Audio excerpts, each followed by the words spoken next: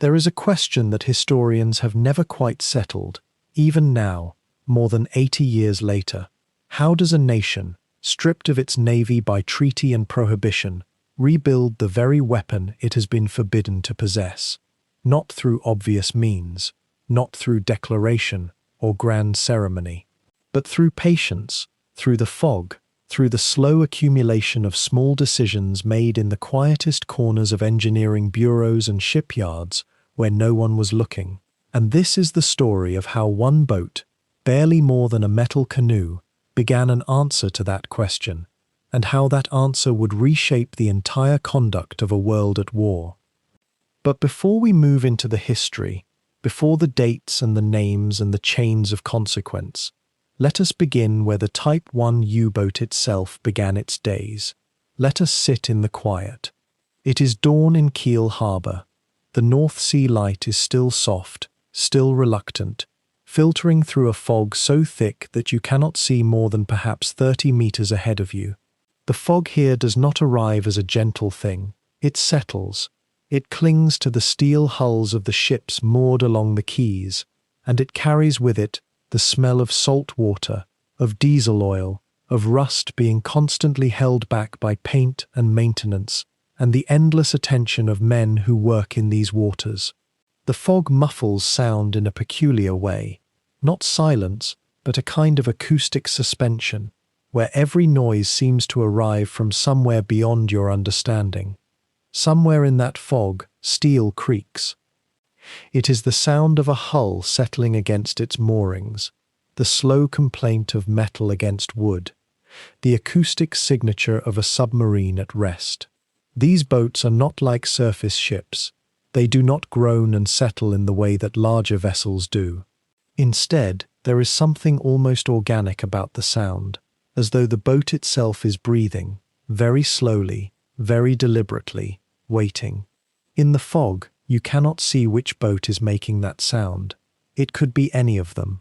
The shapes are indistinct, hulls appearing and disappearing in the mist, like sleeping creatures not quite awake. The men who work here know every boat by touch before they know them by sight.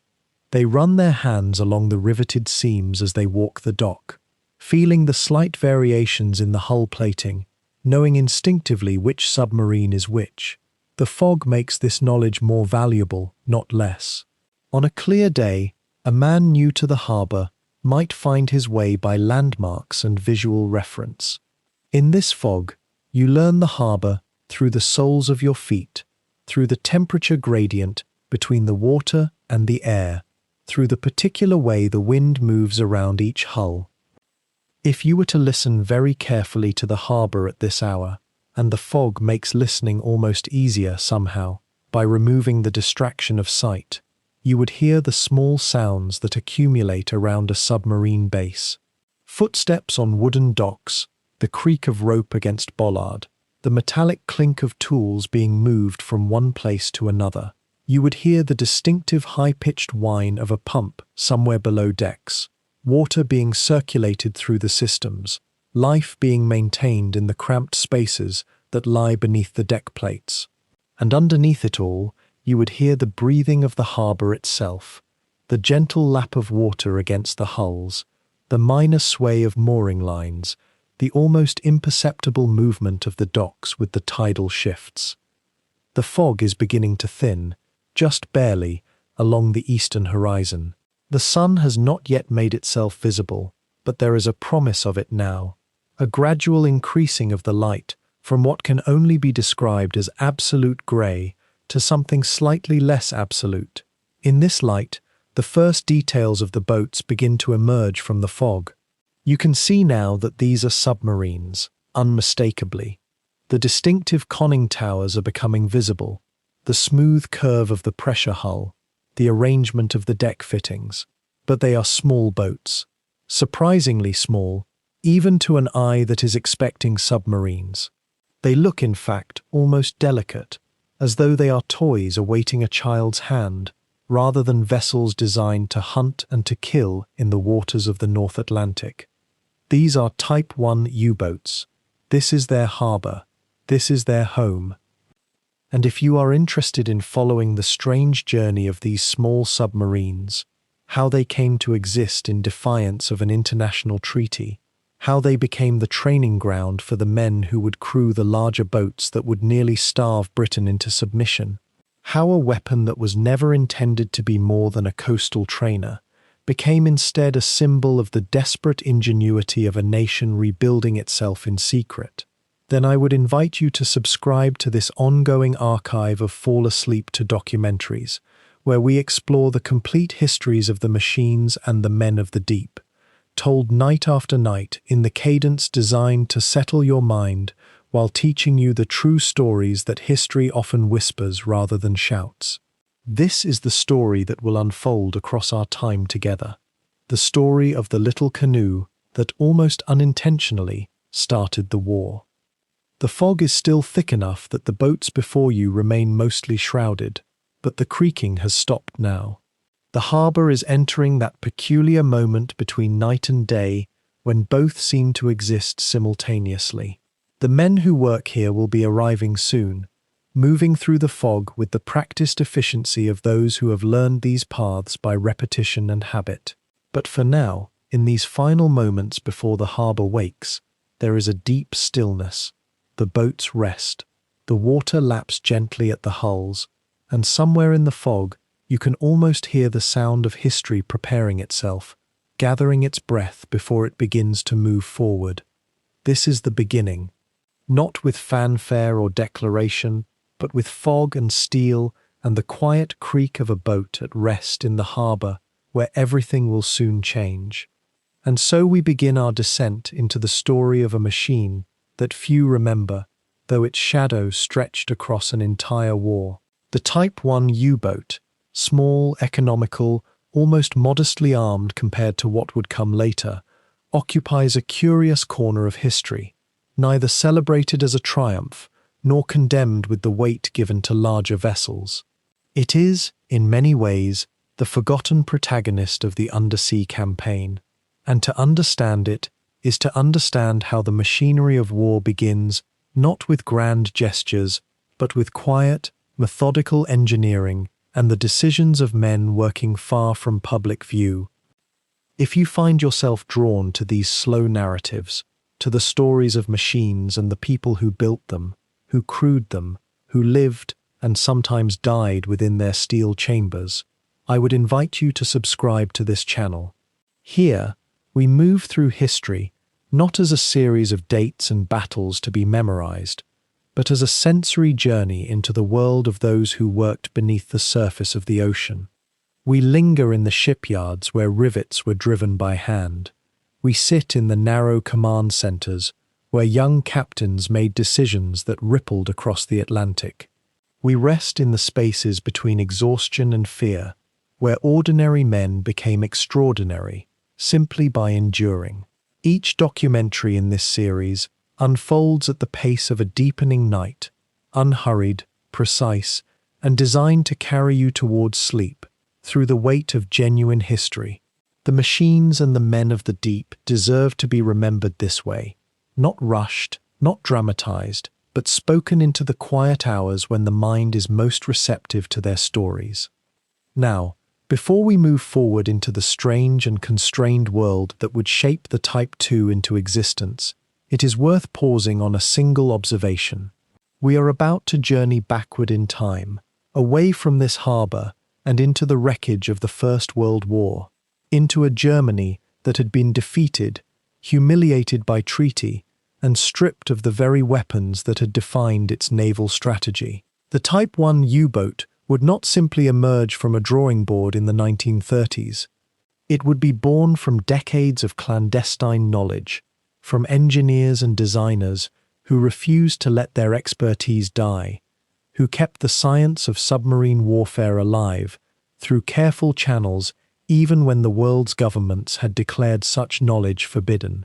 That persistence, that quiet, almost stubborn refusal to abandon the work, is itself part of this story. The Treaty of Versailles, signed in 1919, was not merely a peace agreement. It was, in many respects, a calculated dismantling. For Germany, It represented not an ending, but a profound interruption.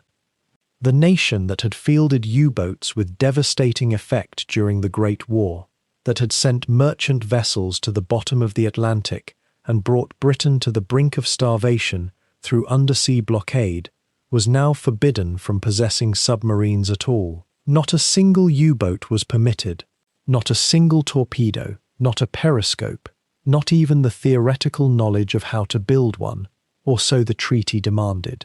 It was meant to be final. It was meant to be enforceable.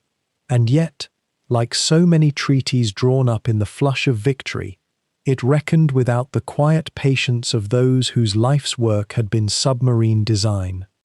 Think for a moment of what it must have felt like to be a German submarine engineer in 1920. Your nation's entire undersea fleet had been surrendered, scuttled, or interned. Your profession had been declared obsolete by international law. The knowledge you had spent years acquiring, the innovations you had developed, the designs you had perfected, all of it was suddenly contraband. And yet the knowledge itself could not be destroyed.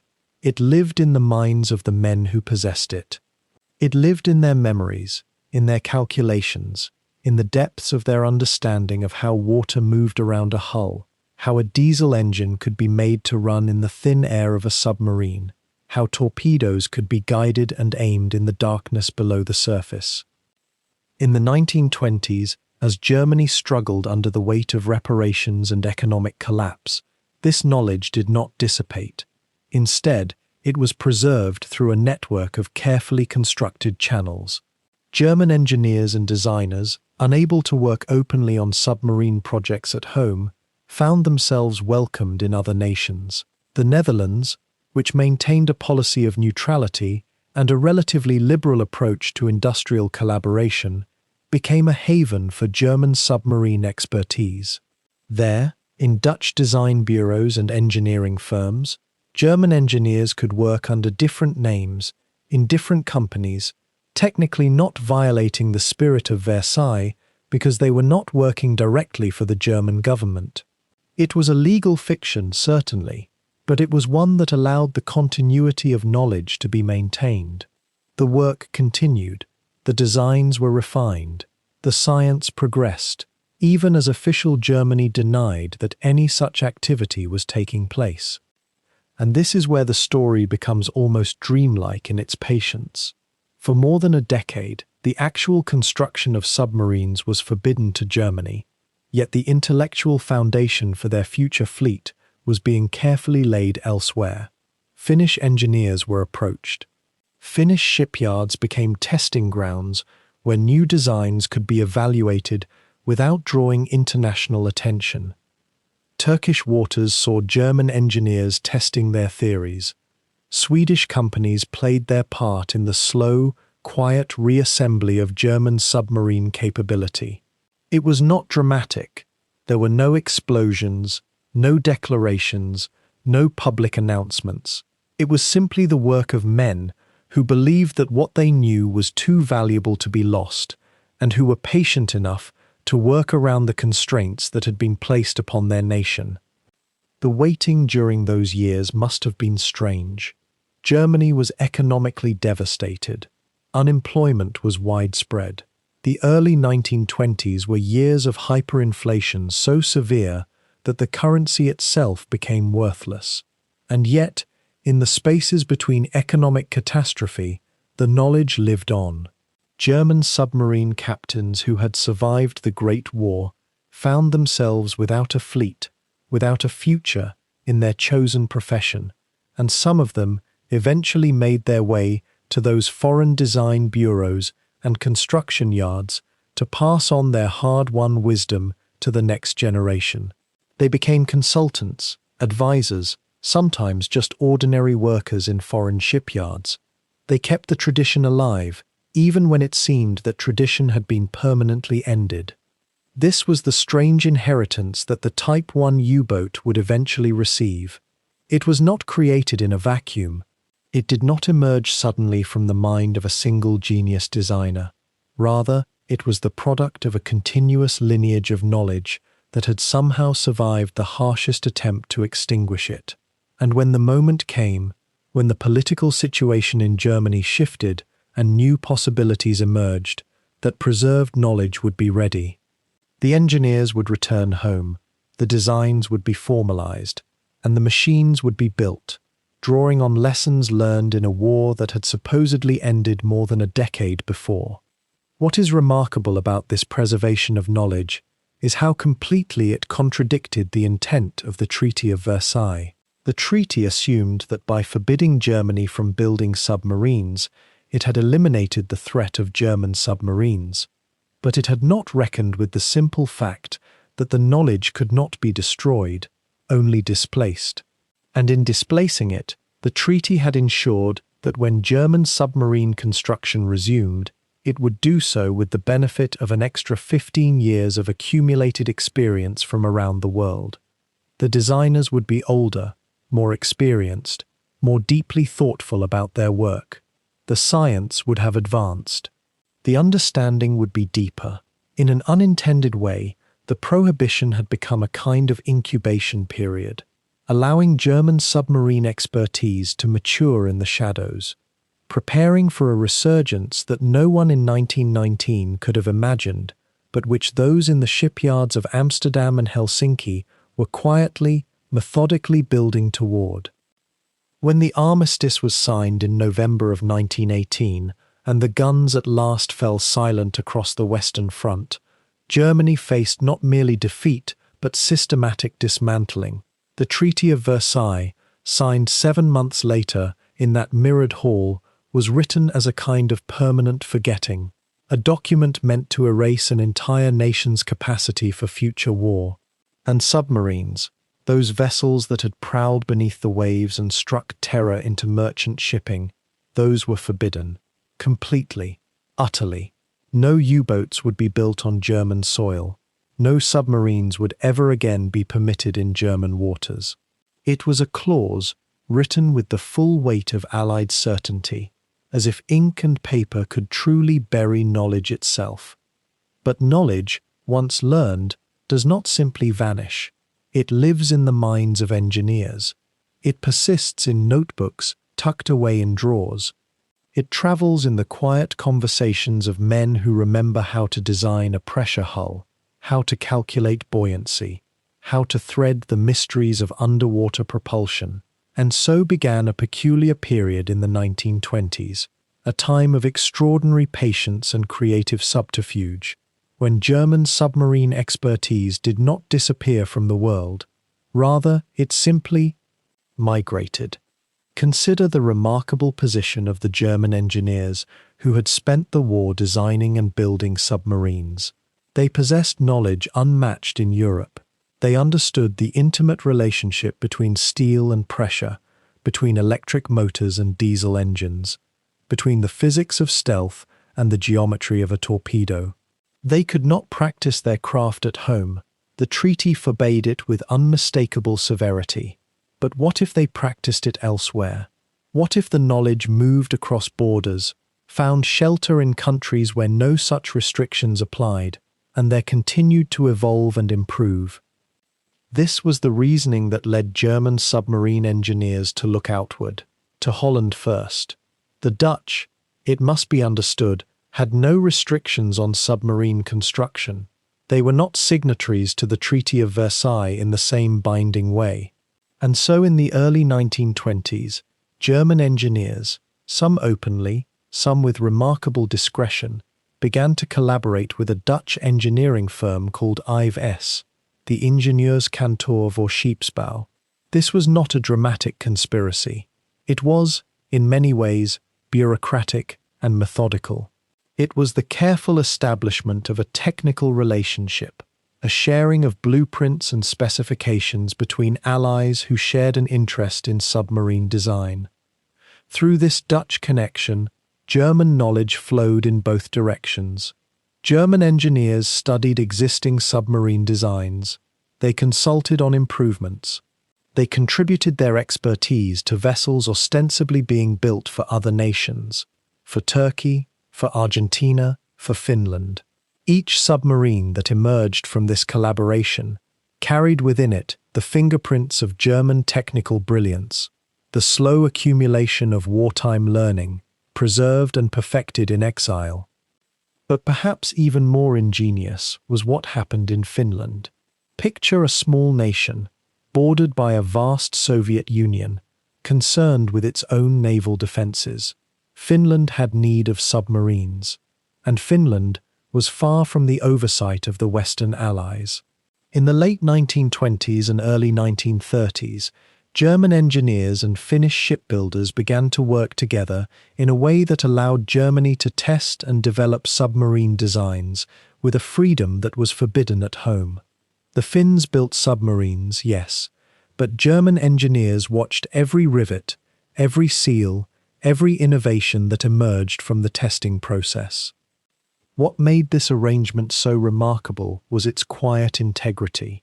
There was nothing technically illegal about it. Germany was not building submarines in Germany. Germans were not violating the treaty on German territory. The vessels being tested were Finnish submarines.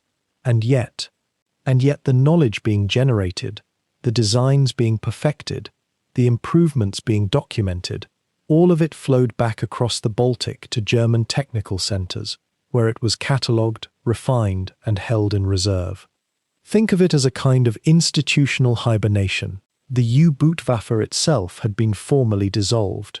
The submarine service that had terrorized Allied shipping for 4 long years had been disbanded. But the people who had composed it, the engineers and designers and technical specialists, they did not simply fade away. Some emigrated to other nations. Some took positions in civilian shipbuilding. Some, remarkably, maintained connections with one another, sharing knowledge in ways both official and unofficial, preserving the accumulated wisdom of an entire submarine tradition. This period of the 1920s, stretching into the early 1930s, was characterized by a kind of patient waiting. To an observer at the time, it might have seemed that German submarine expertise was a relic of the war, destined to wither away. But the engineers themselves knew better. They understood that treaties could be revised, political circumstances could shift, and when they did, someone would need to know how to build U-boats again. So knowledge was preserved in designs. It was preserved in the memories of men who gathered quietly in technical meetings and universities. It was preserved in the test results from Finland, in the consultation reports from the Dutch Engineering Bureau, in the careful documentation of submarines built for other nations but designed, really, with German ingenuity. It was preservation disguised as innocence. And there was something almost melancholy about this arrangement, this ghost's existence that German submarine engineering maintained through the 20s and into the 30s. The men who had built the great submarine fleet of the First World War were aging now. Their beards grew grey. They watched their nation suffer economically. They witnessed the rise of instability and the gradual loss of faith in the Versailles settlement itself, and they kept their knowledge close, waiting. The Treaty of Versailles had sought to forbid the future. It had written prohibition into international law, but it had not accounted for the simple human impulse to preserve what one has learned, to carry forward what one knows, to wait for the moment when the forbidding words might lose their force. In this quiet period of exile and collaboration, German submarine expertise did not die. It transformed. It adapted. It learned to live and grow in the spaces between nations, in the grey zones where technical collaboration and international law could coexist in a kind of tense dance. And so, when the political winds began to shift in the 1930s, when Germany began to remake itself and challenge the very foundations of the Versailles Order, the knowledge would be waiting, the designs would be waiting, the men who carried the tradition would be waiting. All of it patient, all of it ready, all of it preserved through what we might think of as one of the most sophisticated acts of memory that a defeated nation could perform. The men who carried the U-boat dream through those lean years after 1918 did so not in Germany, but in the careful shadows of other nations. The Treaty of Versailles had been unforgiving. Germany was forbidden submarines entirely, forbidden even the knowledge of them, as if engineering prowess could be legislated away like territorial boundaries. And yet submarines, once imagined, cannot be unimagined. The technical understanding lived in the minds of German designers and naval officers, and in the early 1920s, that knowledge began to migrate quietly across the Baltic and northward into the Nordic countries, where the watchful eye of the Versailles inspectors was less piercing. Picture, if you will, the Dutch city of Amsterdam in the year 1922. Not the grand, public Amsterdam of merchants and canals, but a smaller, more discreet corner of it. There, in a nondescript engineering office, a design bureau had begun operations under a curious name, the Ingenieurskantoor voor Scheepsbouw, the NV Ingenieursbelangen. The name was Dutch, the address was Dutch, the paperwork was entirely legitimate in the Netherlands, but the minds behind those drawings and calculations were not. German submarine engineers, displaced and desperate after the war, had found their way to this bureau, where they could continue work on what was forbidden in their own homeland. It was a patient scheme, born of a particular kind of desperation, the desperation of men who believed that submarines were not a passing technological curiosity, but the future of naval warfare itself. These engineers, among them many who had designed U-boats during the Great War, could not speak openly of their purpose. Instead, they framed their work in the neutral language of theoretical marine engineering and commercial design. They drew up specifications for vessels that, on paper at least, might serve civilian purposes. But each line, each calculation, each incremental improvement was a step towards something else entirely, the preservation and advancement of submarine design itself. It was a kind of intellectual archaeology, carried out with drafting instruments and logarithmic scales, keeping the knowledge alive in a form that could be revived when circumstances changed. But drawings alone, no matter how meticulous, do not prove that a design will work in the unpredictable depths of the sea. A submarine must be tested, and tested thoroughly. The Dutch Bureau could not openly build and launch U-boats in Amsterdam, so the eyes of German designers turned further north, to Finland. In the 1920s, Finland was a young, newly independent nation, having separated from Russia only a few years before. The Finns, with no particular allegiance to the Allied powers, and with a practical eye toward their own naval defense, had proved willing to cooperate. In 1923 and 1924, German engineers quietly traveled to Finland. Some went officially, some less so.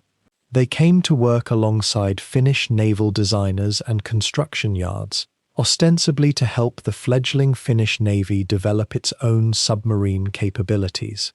It was not, on its surface, an unusual arrangement. Many nations shared naval expertise in those early post-war years. Yet the reality was more layered, more concealed. Off the coast of Finland, in the sheltered waters of the Baltic, a succession of small experimental submarines began to take shape. These were not officially German vessels. They bore Finnish names, flew Finnish colors, and were crewed by Finnish sailors. Yet the men who guided their design, who stood in the shipyards watching their construction, who calculated their buoyancy and trim, these men carried within them the continuous tradition of German submarine engineering.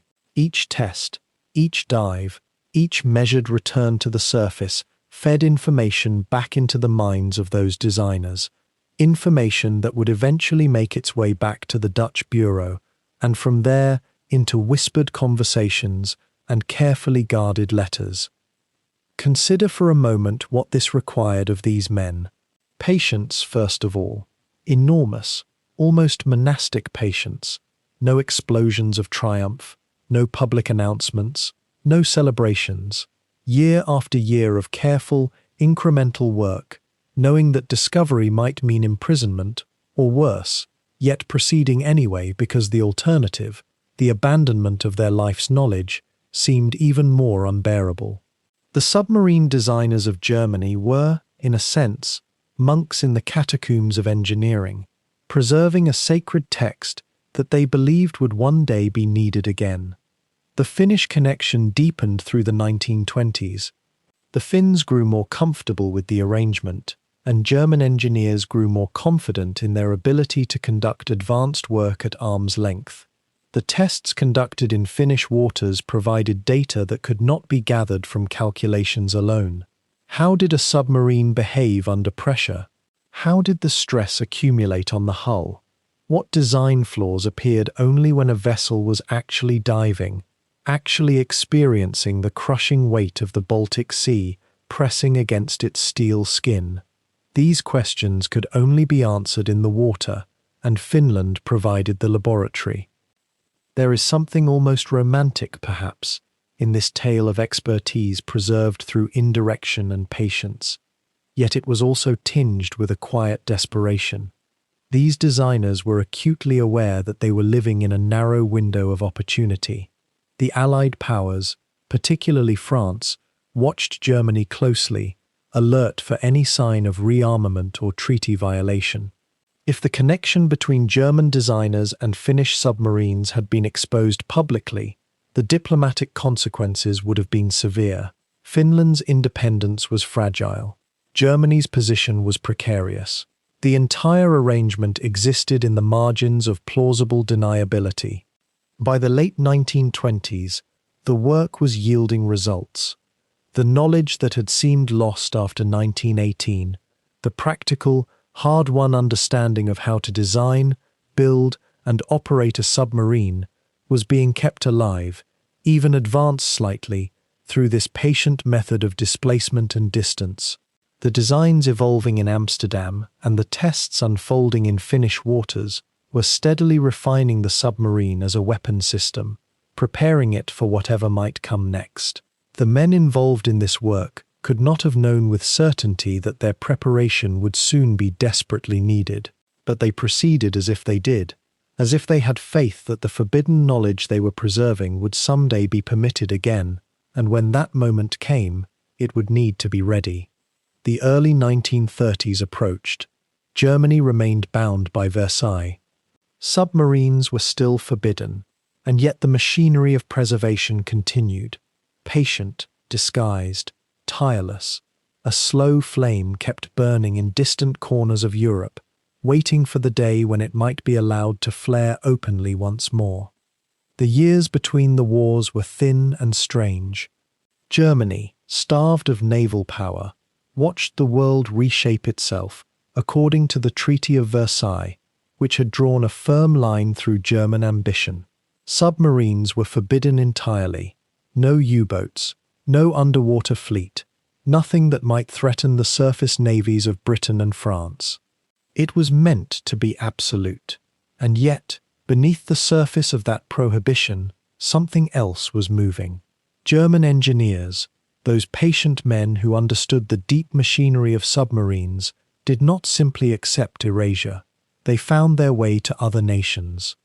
Some went to the Soviet Union, others to Finland, and a few made their way to a small, quiet design bureau in the Netherlands.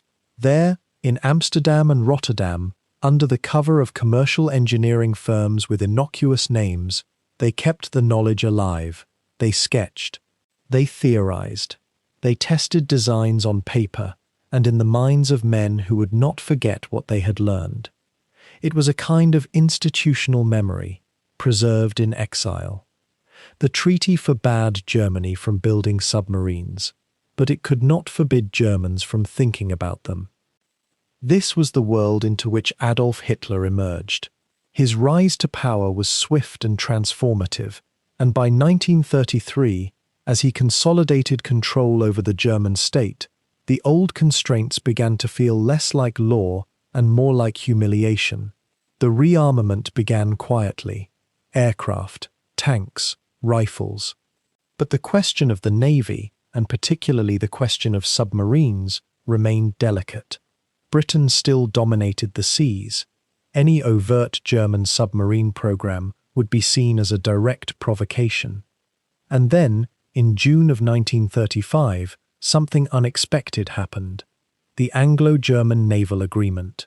It was a moment of diplomatic theatre that would, in retrospect, seem almost naive. Britain, through careful negotiation, agreed to allow Germany to rebuild its navy, including submarines. The agreement set a ratio. Germany would be permitted naval tonnage equal to 35% of British naval strength. It was a way, perhaps, for Britain to hope it could contain and negotiate with Nazi Germany rather than confront it.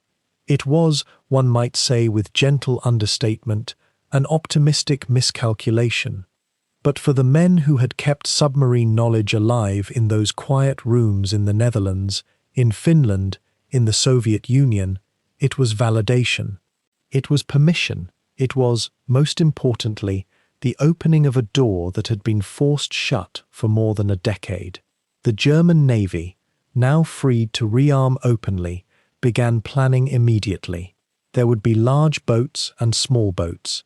There would be the Type 1, designed for long-range commerce raiding. But there would also be something simpler, something modest, something designed, at first, not as a weapon of war, but as a training platform, a way to teach the young men who would soon crew a resurgent U-boat fleet the basics of submarine life and command. This was the genesis of the Type 2. It was small, compact, almost modest by comparison to the grand designs that naval architects might dream of.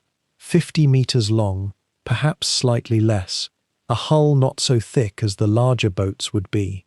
The displacement barely over 100 tons when submerged. It was, in many ways, a stripped-down version of what submarines could be, deliberately constrained in scope. Where the Type 1 was built for the vast Atlantic, the Type 2 was designed for the coastal waters around Britain and in the North Sea. Short range, limited endurance, simple in its systems and its purpose. When the first Type 2, U-1, was launched in 1935, it would have seemed unremarkable to most observers. A small grey hull, the emerging conning tower with its periscope and radio mast, the diving planes. It was a submarine, certainly, but it was almost humble in its proportions. The crews who would come to know these boats well would give them a nickname, one that would persist throughout the war: Einbaum, a dugout canoe. The term was not without affection, but it carried an undercurrent of irony. These were not the sleek, lethal machines of fantasy. These were small, practical vessels, built quickly and designed to be worked hard. The irony of history, though, is that it often moves in unexpected directions. The Type 2 was born as a training craft, intended to prepare men for larger boats and longer voyages.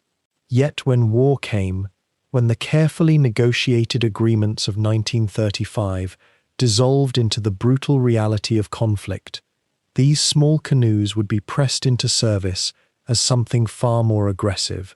They would patrol the coasts. They would lay mines in British harbours. They would engage in that strange, claustrophobic form of warfare that submarines represent. They were not meant to be war winners, but they would, nevertheless, participate in a war that seemed to consume everything it touched. The agreement that had made them possible would outlast its own significance. The diplomatic hopes it represented would evaporate almost as quickly as the ink dried on the document. But the submarines themselves would remain, would be built in increasing numbers, would become emblems of a naval warfare strategy that would reshape the Atlantic and the Mediterranean, and eventually the waters of the world.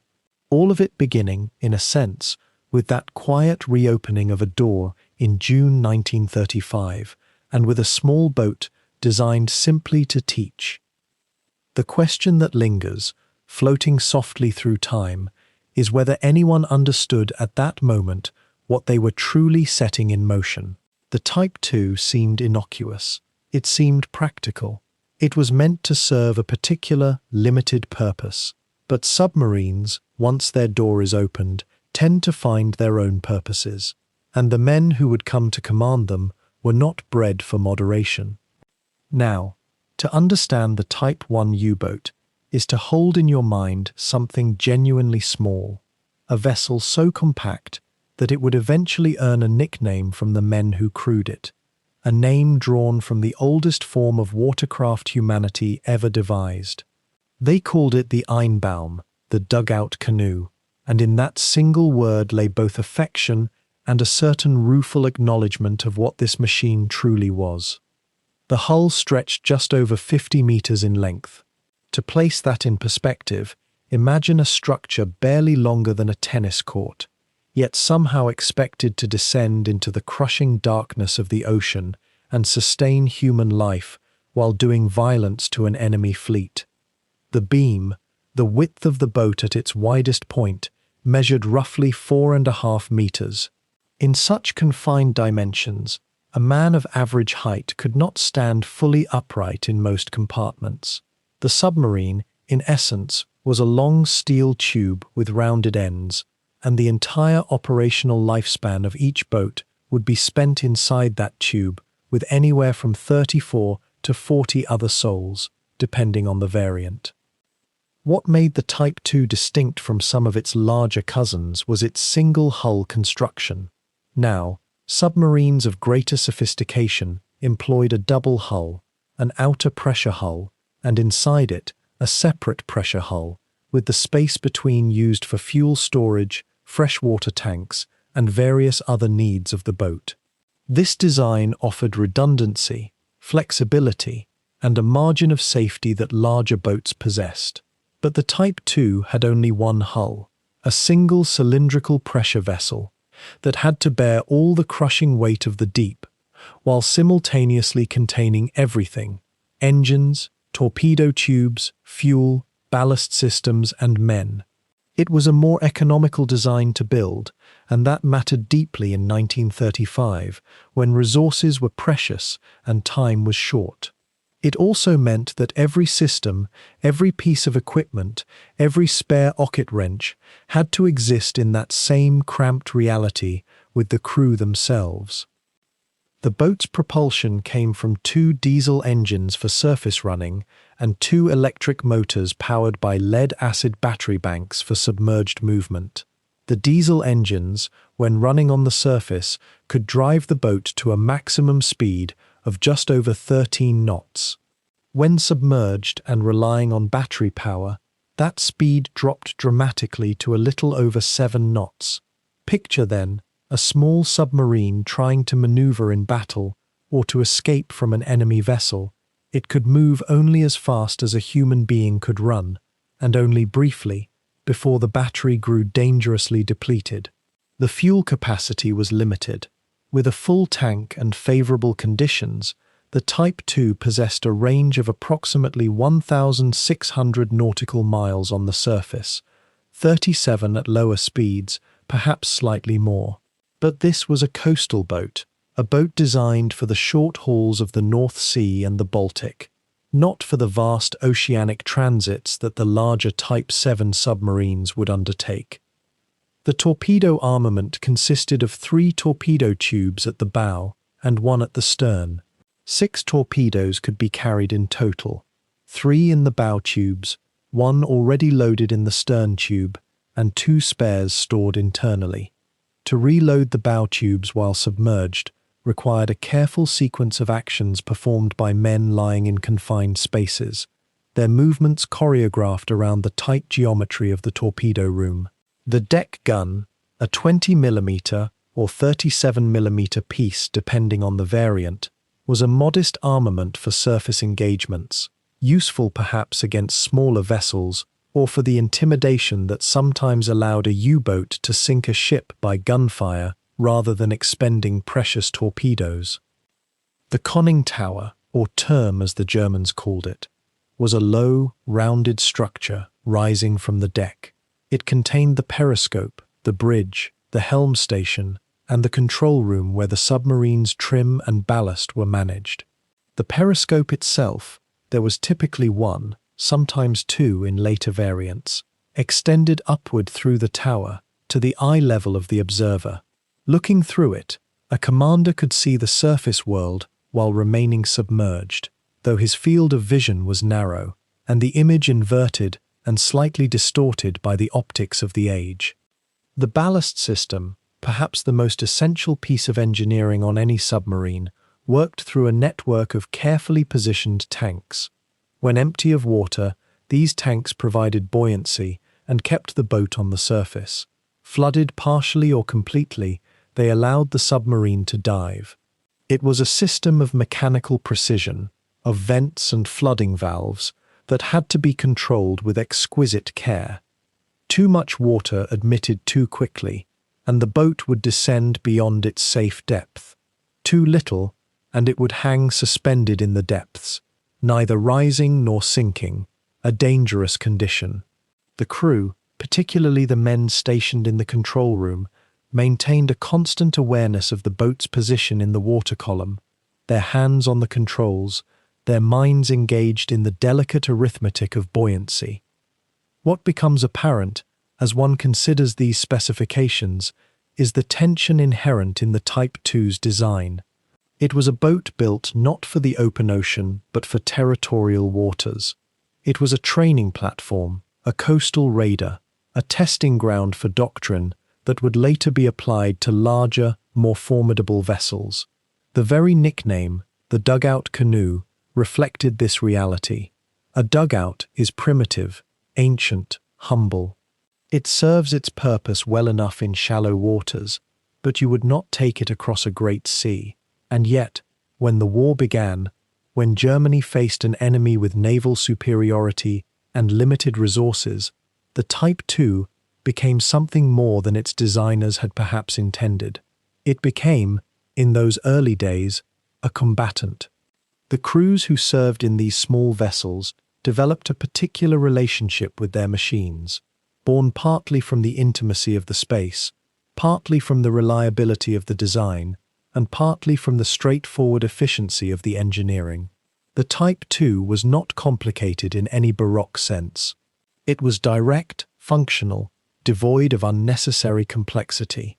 When something broke, it could often be fixed.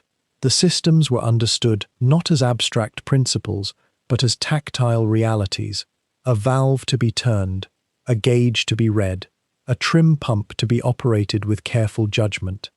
Consider, too, the curious reality that this boat, modest as it was, technically violated the Treaty of Versailles that had, in theory, forbidden Germany from building submarines at all. The Type II existed because of careful negotiations and secret agreements. It existed because men had found ways around impossible restrictions. And now it existed in increasing numbers, rolling out of the shipyards of the German submarine arm, ready to carry young commanders and their crews into a war they were only beginning to understand, in vessels that resembled, perhaps more than they resembled anything modern, the simple, ancient canoes from which their nickname had been drawn. Now imagine stepping into the physical world of the Type II itself, descending through a narrow hatch into its compressed steel belly, where 50 meters of hull contained not just machinery, but the entire lived experience of 46 men bound together in spaces so tight that personal solitude became almost a fiction. The air you would have breathed first, had you been there, would not have been fresh. Diesel fumes hung perpetually in the narrow corridors, a thick, almost syrupy smell that clung to every surface, to your clothes, to your skin, becoming so constant that after a few days submerged, you would have ceased to notice it, the way one stops hearing a sound repeated infinitely. The engines themselves, those throbbing hearts of the boat, produced a low vibration that seemed to settle into your bones during long patrol hours, a rhythm that became almost meditative if you allowed it, though many men spoke of it as a kind of maddening pulse they could not escape even in their dreams on land, months after their service ended. The bunks, and this detail speaks volumes to the reality of undersea life, were not individual beds, but rather narrow shelves, typically stacked 3 high in the crew's quarters, so cramped that a man of average height could not roll over without brushing his shoulders against the cold metal frame above. More strikingly, these bunks operated on what sailors called a hot bunk system, a practice born of absolute necessity in a vessel that could carry supplies for weeks, yet had sleeping spaces for perhaps a third of its crew at any given moment. A man would climb into a bunk still warm from the previous occupant's body, the sheets damp with residual heat and human moisture, the pillow still holding the shape of someone else's head. This was not considered unpleasant by most. It was simply the way things were, though it created an odd intimacy, an unconscious sharing of body warmth and breath, and the traces of other men's sleep that bound the crew together in ways that land-based soldiers or sailors on larger vessels could never fully comprehend. The damp was everywhere, a presence almost as tangible as the men themselves. Submarines by their very nature exist in an environment of moisture and pressure, and the Type II, being small and having a single rather than double hull, offered little insulation against the cold seeping embrace of the ocean that surrounded it. Condensation would form on every metal surface, the pipes, the control panels, the walls themselves, creating a perpetual film of moisture that made everything slightly slippery to the touch, and which left the interior with a smell like wet metal and rust and something else, something organic and faintly mineral, the smell of brine that had seeped into fabric and wood and human hair. Men's uniforms grew damp, their wool itching against skin that never quite dried completely, and their hair developed a peculiar texture from the constant humidity, becoming almost brittle even as it remained somehow wet to the touch. Some of the older sailors would joke that you could wring out a man's beard after a long patrol, and while this was exaggeration, it pointed to the genuine discomfort of existing for weeks at a time in an environment that your body was never meant to inhabit. The smell of the sea itself, distinct from the diesel, distinct from the human smell of sweat and unwashed bodies, seemed to permeate the boat in ways that officers would later struggle to explain. Some theorized that the ocean air somehow seeped through the hull's seams and valves despite the boat's seal. Others suggested it was psychological, that men smelled the sea because they could not forget they were surrounded by it, pressed in on all sides by tons of water. Whatever its source, that salt-tinged, slightly iodine-like smell became inseparable from memory for those who served in the Type II. Decades later, veterans would speak of catching that particular odor, perhaps from a harbor or a maritime museum, and being transported instantly back to their youth, to the cramped quarters, to the faces of men long dead, to the peculiar mixture of fear and purpose that characterized their service. The physical closeness bred a complex emotional landscape. Men could not move through the narrow passages without touching one another, without constant negotiation of space, without an acute awareness of every person's presence at any moment. During normal operations, with the boat on patrol, no man could truly be alone.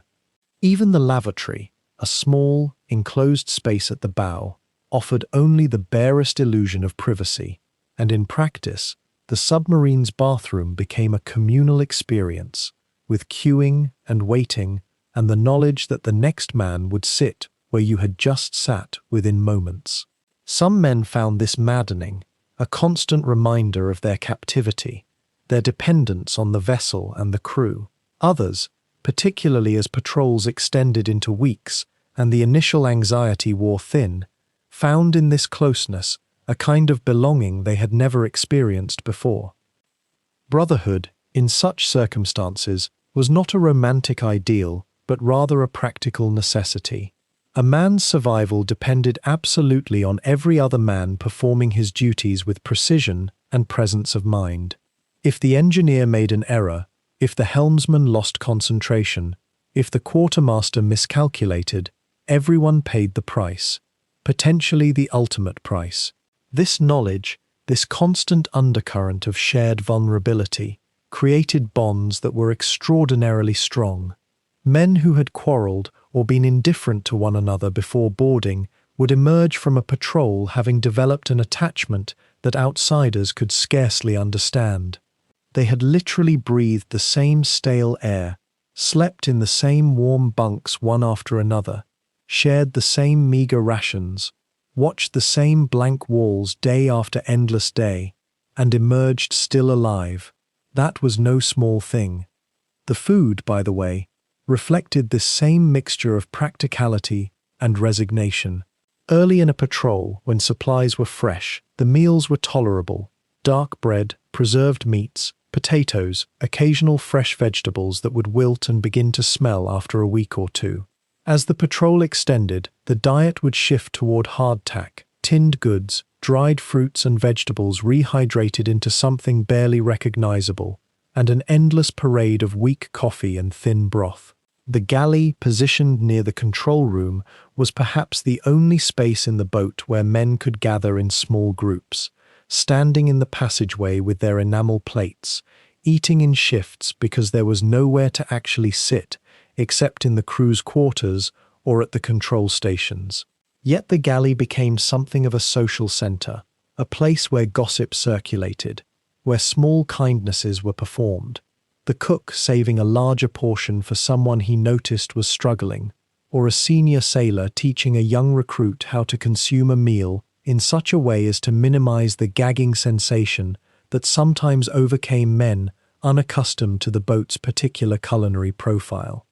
Sleep itself became a complex affair. The bunks, despite their warmth and their human traces, were sought after with an almost desperate intensity. A man who managed to secure a few undisturbed hours of rest was considered fortunate, particularly during periods of heightened alert. But sleep in a submarine was never truly restful. It was always shallow, alert, ready at a moment's notice to spring into action should the alarm sound. Many men reported bizarre dreams, hallucinatory imagery that seemed to be the mind's way of processing the profound strangeness of the environment. Some dreamed of drowning despite being inside a boat designed to keep water out, or of walls closing in, or of being back on land and unable to remember quite how to walk. The body, even in sleep, remained aware of the pressure, the confinement, the constant low thrum of the engines. And when the alarm did sound, that awful, urgent bell that signaled enemy contact or a mechanical emergency, men would jolt awake not gradually but instantly, adrenaline flooding their systems, limbs moving before consciousness had fully reasserted itself. The latrine situation, perhaps more than any other detail, illustrated the total absence of privacy in such a vessel. The head, as it was called in naval tradition, consisted of a small compartment barely large enough for one man to stand and turn around, with a toilet that operated via a complex system of valves and seacocks that required careful understanding to operate correctly.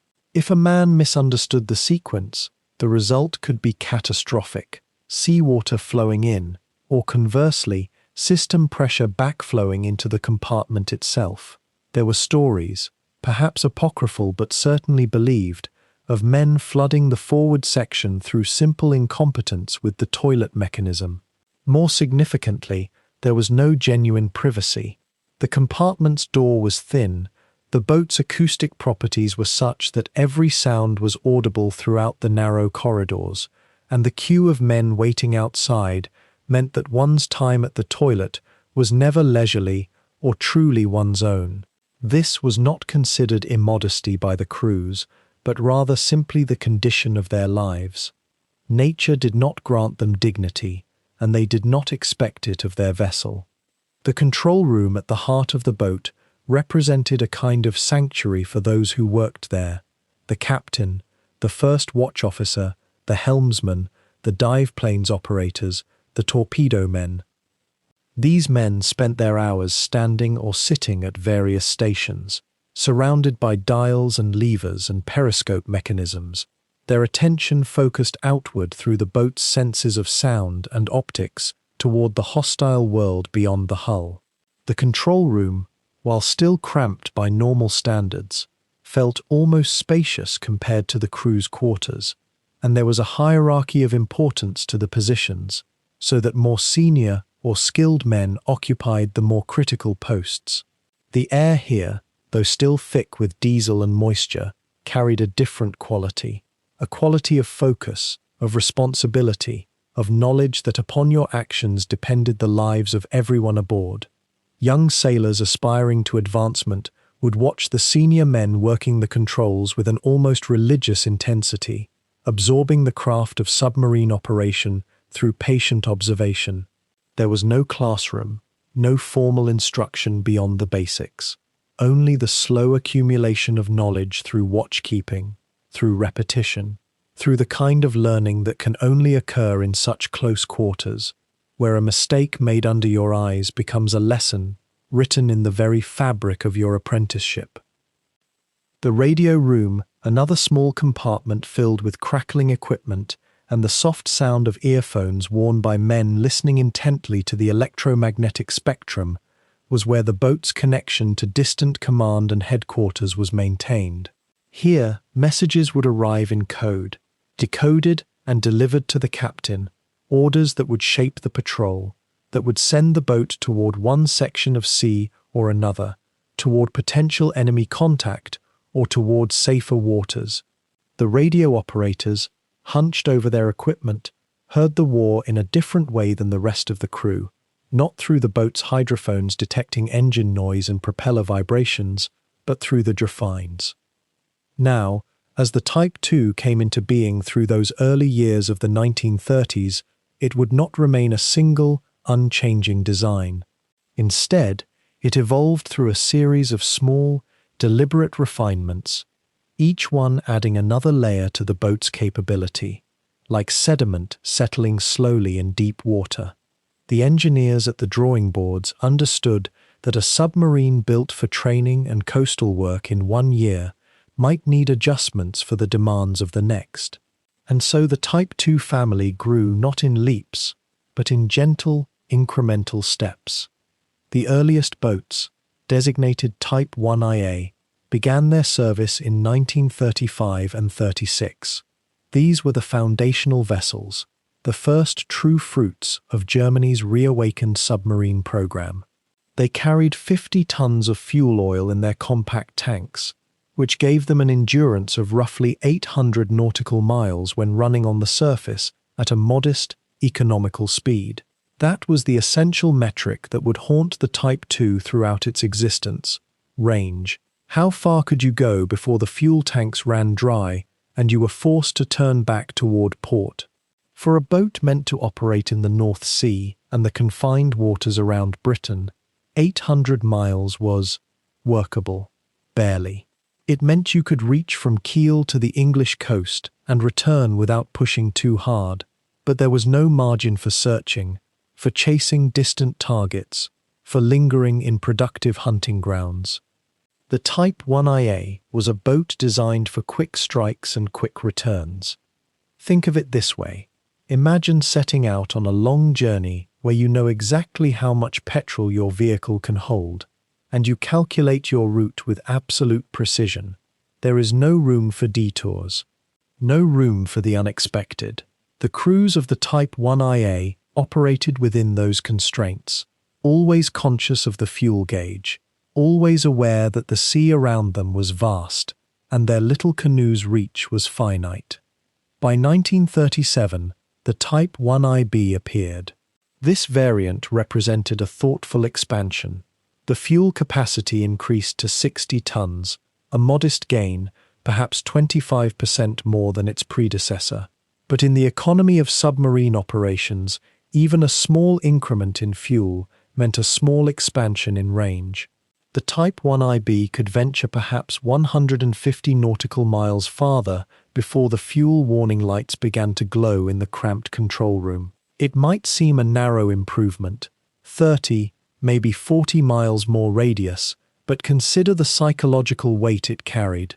A commander with a Type 1IB had slightly more flexibility, slightly more time to hunt, slightly more hope of reaching rich shipping lanes and returning home with stories worth telling. The design itself remained fundamentally the same. The hull was still that single hull configuration, still that welded, seamless cylinder of steel, still cramped in all the ways that would define the Type II experience. But the internal spaces were being re-optimized, the fuel cells repositioned and enlarged. The engineers were learning as they built, refining their understanding of how to wring more efficiency from the same basic platform. And then came the Type IC, introduced around 1938. Here, the engineers made a more substantial leap. 80 tons of fuel now filled the tanks, a 60% increase over the original IIA. The range stretched to perhaps 1,500 nautical miles at economical cruising speed. Suddenly, a Type IC could reach British waters, conduct more extended patrols, and still return to friendly harbour without arriving on fumes. For a training boat and coastal submarine, this was meaningful progress. It opened possibilities that the earlier variants could not fully entertain. But there is something almost poignant in these incremental improvements, is there not? The designers were trying to answer an impossible question. How do you make a small boat capable of doing a large boat's work? Each variant represented another attempt at that answer, and each variant came with its own small disappointments, its own marginal gains that were never quite enough. The Type IID, the final major variant, appeared in '39, just as the war was beginning. This version introduced a curious modification. It carried 56 tons of fuel, but incorporated improved diesel engines that burned fuel more efficiently. The thinking was that if you could not increase the fuel tank much further without fundamentally redesigning the boat, perhaps you could make the engines work harder, stretch every litre of diesel across more nautical miles. The Type IID was, in a sense, the optimization of the line. It represented engineers reaching the practical limits of what could be done to a 50-metre hull. Some sources suggest there was even experimentation with a Type IE, one boat that may have been fitted with an additional deck fuel tank. But the historical record grows uncertain here, and the design does not appear to have been widely adopted. It hints, though, at the desperation that was beginning to creep into submarine development, the sense that the Type II, for all its virtues as a training platform, was approaching the ceiling of its usefulness. What strikes the mind, when contemplating these variants, is how they tell a story of engineering pragmatism, constrained by real-world limitations. The German submarine service would have preferred larger boats with greater range and deeper diving capability from the beginning. But the treaty allowed only small boats at first, so the engineers did what engineers do. They refined and refined. They squeezed what they could from their constraints. They built a series of boats that were each slightly better than the last, even if none of them were ever quite good enough. The crews who served in the Type IB would have felt themselves in a notably superior vessel to those in the IIA. They had more fuel, they had slightly more range, their patrol areas could extend a bit farther from home, and yet, compared to the great Type 7 boats that were even then being built in parallel, the Type IC and IID remained small, modest, limited creatures. They were stepping stones, and perhaps their crews sensed this. You trained in a Type II, you proved yourself in a Type II, and then you graduated to something larger, something with teeth. The variants existed, in some ways, as a slow acknowledgement of the boat's fundamental constraints. You could refine it, improve it marginally, extend its capabilities at the margins, but you could not transform it into something it was not. The Type II would always be a coastal boat, a training boat, a reconnaissance vessel. It would always be the canoe among submarines. And yet, each variant represented an honest effort to make that canoe as capable as possible, to give its crews every advantage that ingenuity could provide within the rigid geometry of its hull. I understand. I am writing only stretch 9 of this continuous sleep documentary voiceover, the section on training crews at Kiel. the re-establishment of the U-Boot-Waffe, and Dönitz's early philosophy. This is a middle stretch with no subscribe line, no section headers, no stage directions. Pure narration, unbroken flow, continuing seamlessly from what came before. Sleep pacing throughout. Approximately equals 7,143 characters. Somewhere in those early years after the 1935 agreement, the port city of Kiel began to transform in a way that few outside the Navy would have noticed at first. The shipyards that had long stood dormant, their submarine docks sealed away like forbidden tombs, slowly came alive again with the sound of welding torches and the measured rhythm of rivets being driven home into steel. And with the reactivation of the yards came something far more crucial: the return of the men who remembered how to do this work. Men who had kept the knowledge alive in their exile, in Finland and Holland, were quietly called back. They brought with them the ghost knowledge of an entire suppressed craft, and now, finally, they could speak it aloud again. The establishment of the new U-Boot-Waffe, the U-boat arm of the Kriegsmarine, was a deliberate, almost ceremonial affair, though it began quietly.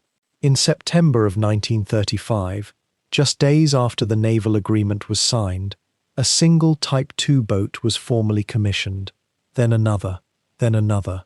Each commissioning was a small rebellion against the Treaty of Versailles, a silent statement that Germany had not forgotten its ambitions beneath the waves. But the real work of rebuilding the U-boat force was not in the commissioning ceremonies. It was happening in the training schools, in the barracks, in the lecture halls scattered throughout Kiel and along the Baltic coast. Consider the challenge that faced the new U-Boot-Waffe. You have a small boat, compact and alien even to men who have served in larger vessels. You have designs that existed in fragments and memories. And you have no crews with actual experience in modern submarine warfare. The knowledge is 30 years old, some of it older. How do you take a civilian population and turn them into men capable of operating in a hostile, three-dimensional environment where there is no escape, no second chances, no room for mistake? The answer was methodical, almost monastic in its devotion to repetition and incremental understanding. The training program that took shape in Kiel was designed with remarkable rigor. Young recruits, many of them still in their early 20s, were first taught the fundamentals of submarine mechanics. The diesel engines that would become their constant companions in the dark, the compressed air systems that controlled the boat's rise and fall, the delicate mechanisms of the ballast tanks that were simultaneously the boat's life support and its greatest vulnerability. They learned these things not from manuals, though manuals existed, but from instructors who took them through every system again and again until the knowledge became something that lived in their hands as much as their minds. There was a particular philosophy taking hold during these early days, one that would eventually define the entire character of the U-boat war. Its architect was a man named Karl Dönitz, then a Kapitän zur See, a captain of the sea, relatively junior in rank, but possessed of a clarity of vision that set him apart. Dönitz had himself commanded U-boats in the First World War. He had been captured, had spent time as a prisoner, and had returned to Germany with a conviction that submarine warfare, properly conducted, could be something more than a desperate tactic. It could be a complete reversal of naval power. It could be, he believed, the future of naval warfare itself. But Dönitz's vision was not one of glamour or individual heroism. He believed, quite contrary to the traditions of the German Navy at that time, that submarine warfare should be a science of coordination. A single U-boat prowling the ocean alone might sink a merchant vessel here and there, but it would be vulnerable, dispersed, fighting against the entire ocean. But what if, instead, U-boats hunted in packs? What if multiple boats, coordinated from a central command, could concentrate their force on a single target or a convoy? What if the ocean, that vast and seemingly infinite space, could be conquered through organization and discipline rather than individual brilliance? This philosophy was not yet fully formed in 1936, 1937. It was still being shaped by practical experience, by experimentation, by the early patrols of the Type II boats in the North Sea and the Baltic. But the seeds of what would become the Wolfpack tactics were being planted in Kiel, and they were being planted, ironically, in the small, unassuming Type II boats. These little dugout canoes, designed as training vessels, were being used not just to teach men how to operate a submarine, but to test Dönitz's theories about how submarines should be used in war. The crews that trained on the Type II boats at Kiel were not volunteers in any romantic sense. Some were conscripted, others volunteered for the submarine service believing it would be a path to advancement or glory. But once they entered the U-boat school, they understood that they were joining something different from the rest of the Navy. The atmosphere in the training units was peculiar, simultaneously austere and intense. These were men being prepared not for conventional warfare, but for something that required absolute trust in one's fellow crew members and absolute confidence in one's commanding officer. In a surface vessel, if something went wrong, you could see it, fight it, understand it. In a submarine, you lived with the constant awareness that you were enclosed in a pressure hull, and that hull could fail in ways that had no remedy. This knowledge created a particular kind of bond among the crews, something between comradeship and dependence. The training regimen itself was relentless. Crews would spend weeks on a Type II boat, learning to move through its cramped passages without panic, learning to respond to emergency drills without hesitation, learning to trust that the man next to them would not make the mistake that would kill them all. They practiced surface attacks, diving procedures, torpedo calculations. They learned the art of listening, how to hear the distinctive sounds of surface vessels through the water, how to judge distance and speed and direction from the subtle vibrations that reached their ears through the hull. In some ways, it was a return to an older form of warfare, one that relied on human senses and human judgment rather than technology alone. There were classroom sessions where the young officers learned the theoretical framework of submarine warfare. Navigation underwater, without the sun or stars to guide you, became a meditation on mathematics and memory. Torpedo calculations involved a strange mixture of trigonometry and intuition. You would never know if your calculations were correct until the moment of firing, and often not even then, because you would never see the result of your work. The commanders who would lead these boats studied the lessons of the First World War, the successes and the failures, and Dönitz's emerging doctrine that had begun to circulate among the officer corps. It is difficult, now, to convey the sense of transformation that was occurring in those years. For nearly 2 decades, the submarine arm of the German Navy had existed only in memory and exile. Now it was being reborn, not as a desperate gamble or a supplement to naval power, but as something approaching a revolutionary force. The Type II boats, for all their limitations, were the crucible in which this rebirth was taking place. Each small crew that trained on them was learning not just how to operate a machine, but how to think differently about warfare itself. They were being prepared, in essence, to be the apostles of a new kind of war.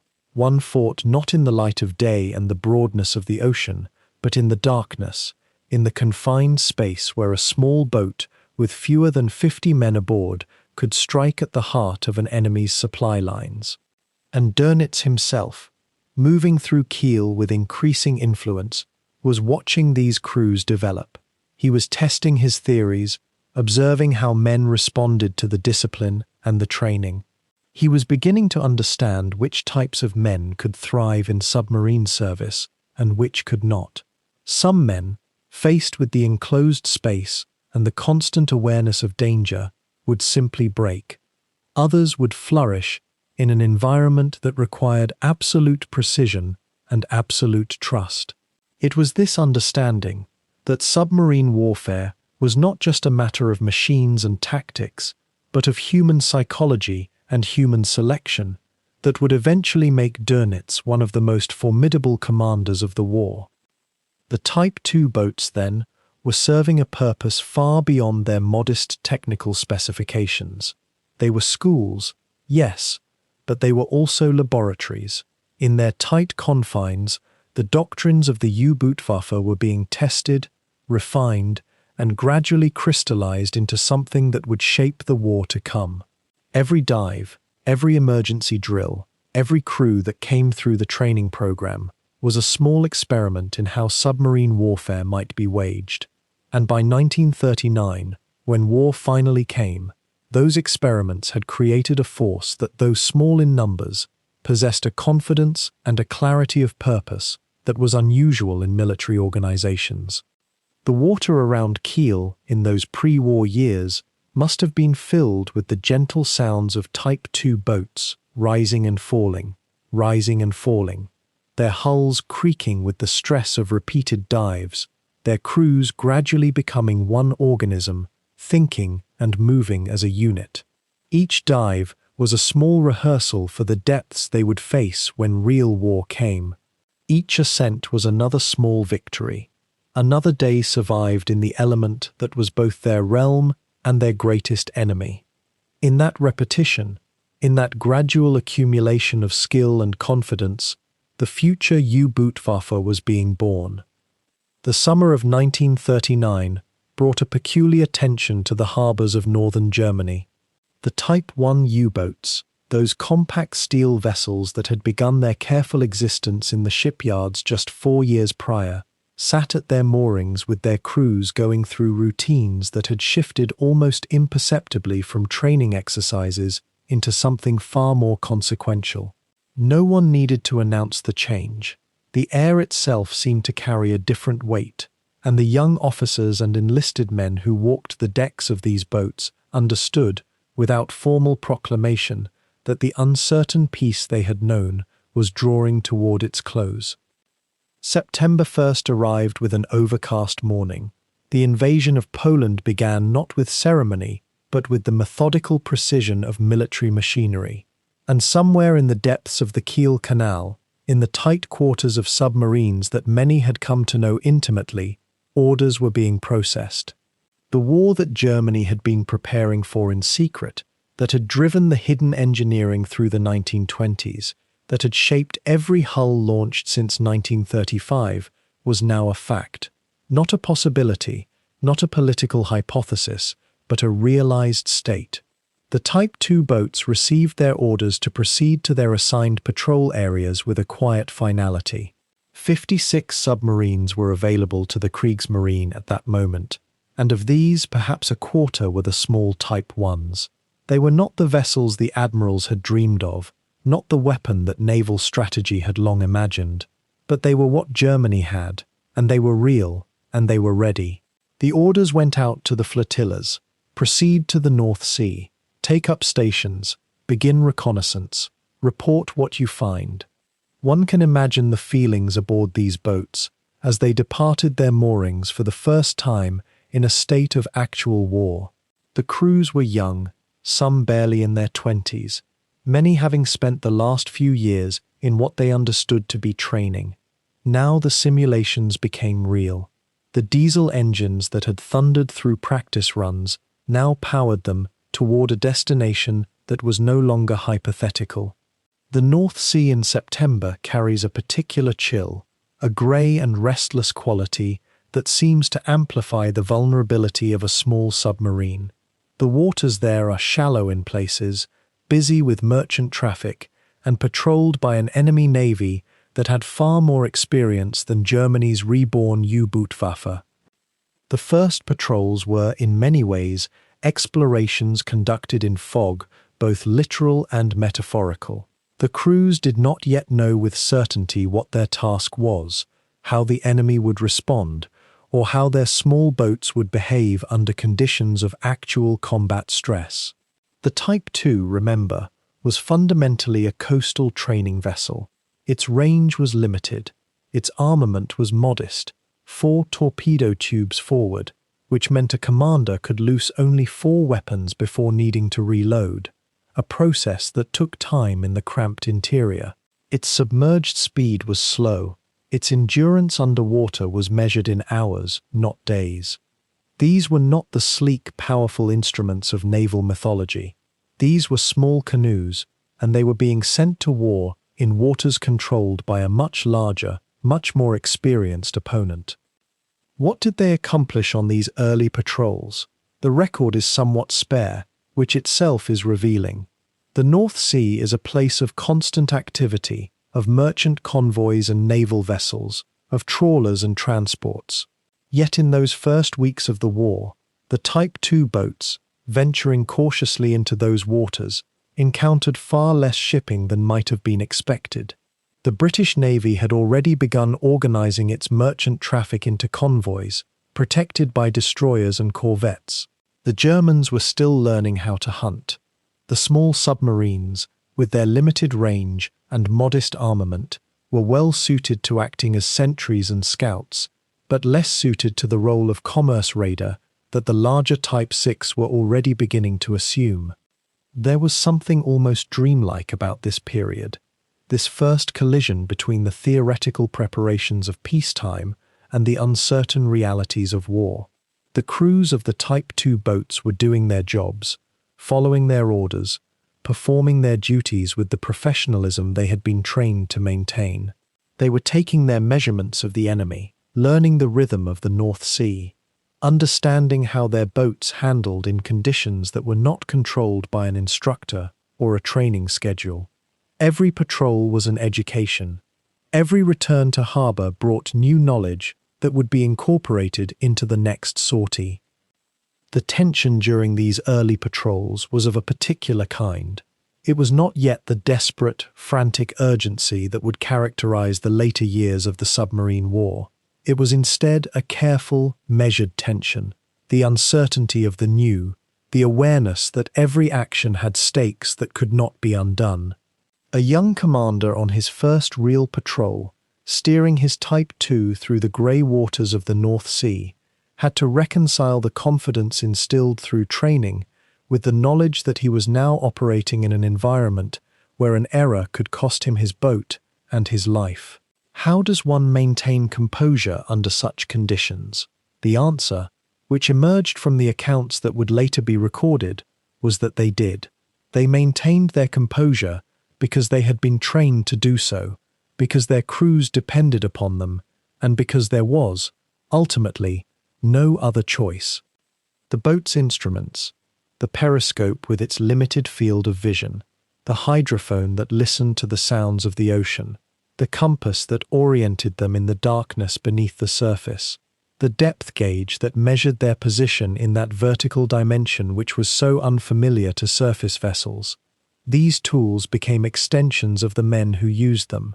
A good commander learned to trust what these instruments told him, to develop an almost intuitive sense of what lay beyond the narrow view that the periscope allowed. This intuition could not be taught. It could only be developed through experience, through time spent looking at the ocean, through optics that revealed so little, and gradually learning to understand what lay hidden. The food aboard the Type II on these patrols was modest, consisting largely of preserved items and whatever fresh provisions had been loaded at the last harbour before departure. The air grew thick with diesel fumes, with the sweat of men living in close quarters, with the particular smell that develops when you place perhaps 40 human beings into a space smaller than many family homes and ask them to live there for weeks at a time. The bunks were shared in shifts. The men who were off watch slept in the hammocks of the men who were now on watch, the warmth and sweat of one sailor's slumber passing to the next. It was a life of extraordinary intimacy, whether one desired it or not. Privacy did not exist. There was only the boat and the men within it, and the ocean beyond the steel hull that kept them from drowning. And yet, there was something that bound these crews together, something beyond mere proximity or shared hardship. They were engaged in an endeavor that was utterly unlike anything most of them had known. They were beneath the surface of the sea, invisible to the world above, propelled by mechanisms that seemed almost miraculous in their complexity, traveling through an environment that was fundamentally alien to human beings. There was a peculiar brotherhood that developed among submarine crews, a sense of shared purpose and shared vulnerability that transcended the normal hierarchies of military life. The captain was the captain, yes, and must be obeyed, but he was also the man whose decisions would determine whether they lived or died, and that knowledge created a bond that was different from anything in surface warfare. The first Type II patrols of September 1939 did not produce the dramatic incidents that would later fill the history books. There were no great victories, no dramatic confrontations, no moments of spectacular action.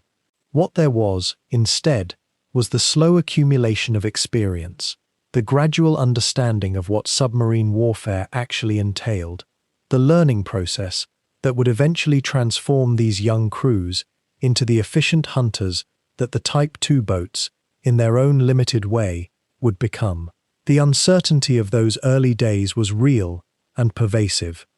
No one yet knew how long the war would last, how it would be fought, or what role the U-boats would ultimately play. But the patrols continued, the boats ventured out, and the crews went about their work with the quiet professionalism of men who understood that they had entered a realm where the normal rules no longer applied, and that survival itself had become, in some sense, an accomplishment. 3 days into September 1939, while the German armies were still rolling across the Polish border and the world was still settling into the shock of open war, something happened in the grey waters of the Atlantic that would crystallize fears in a way that might have otherwise taken months to crystallize. The British passenger liner Athenia, a Belfast-built steamship of some 13,000 tons, was steaming westward toward Montreal with over 1,300 souls aboard. Passengers and crew mixed together in the routines of peacetime crossing, though peacetime had technically ended just 72 hours before. Most of them did not yet fully believe the war was real. The ship's captain, James Cook, was maintaining his course and speed. There was no naval escort.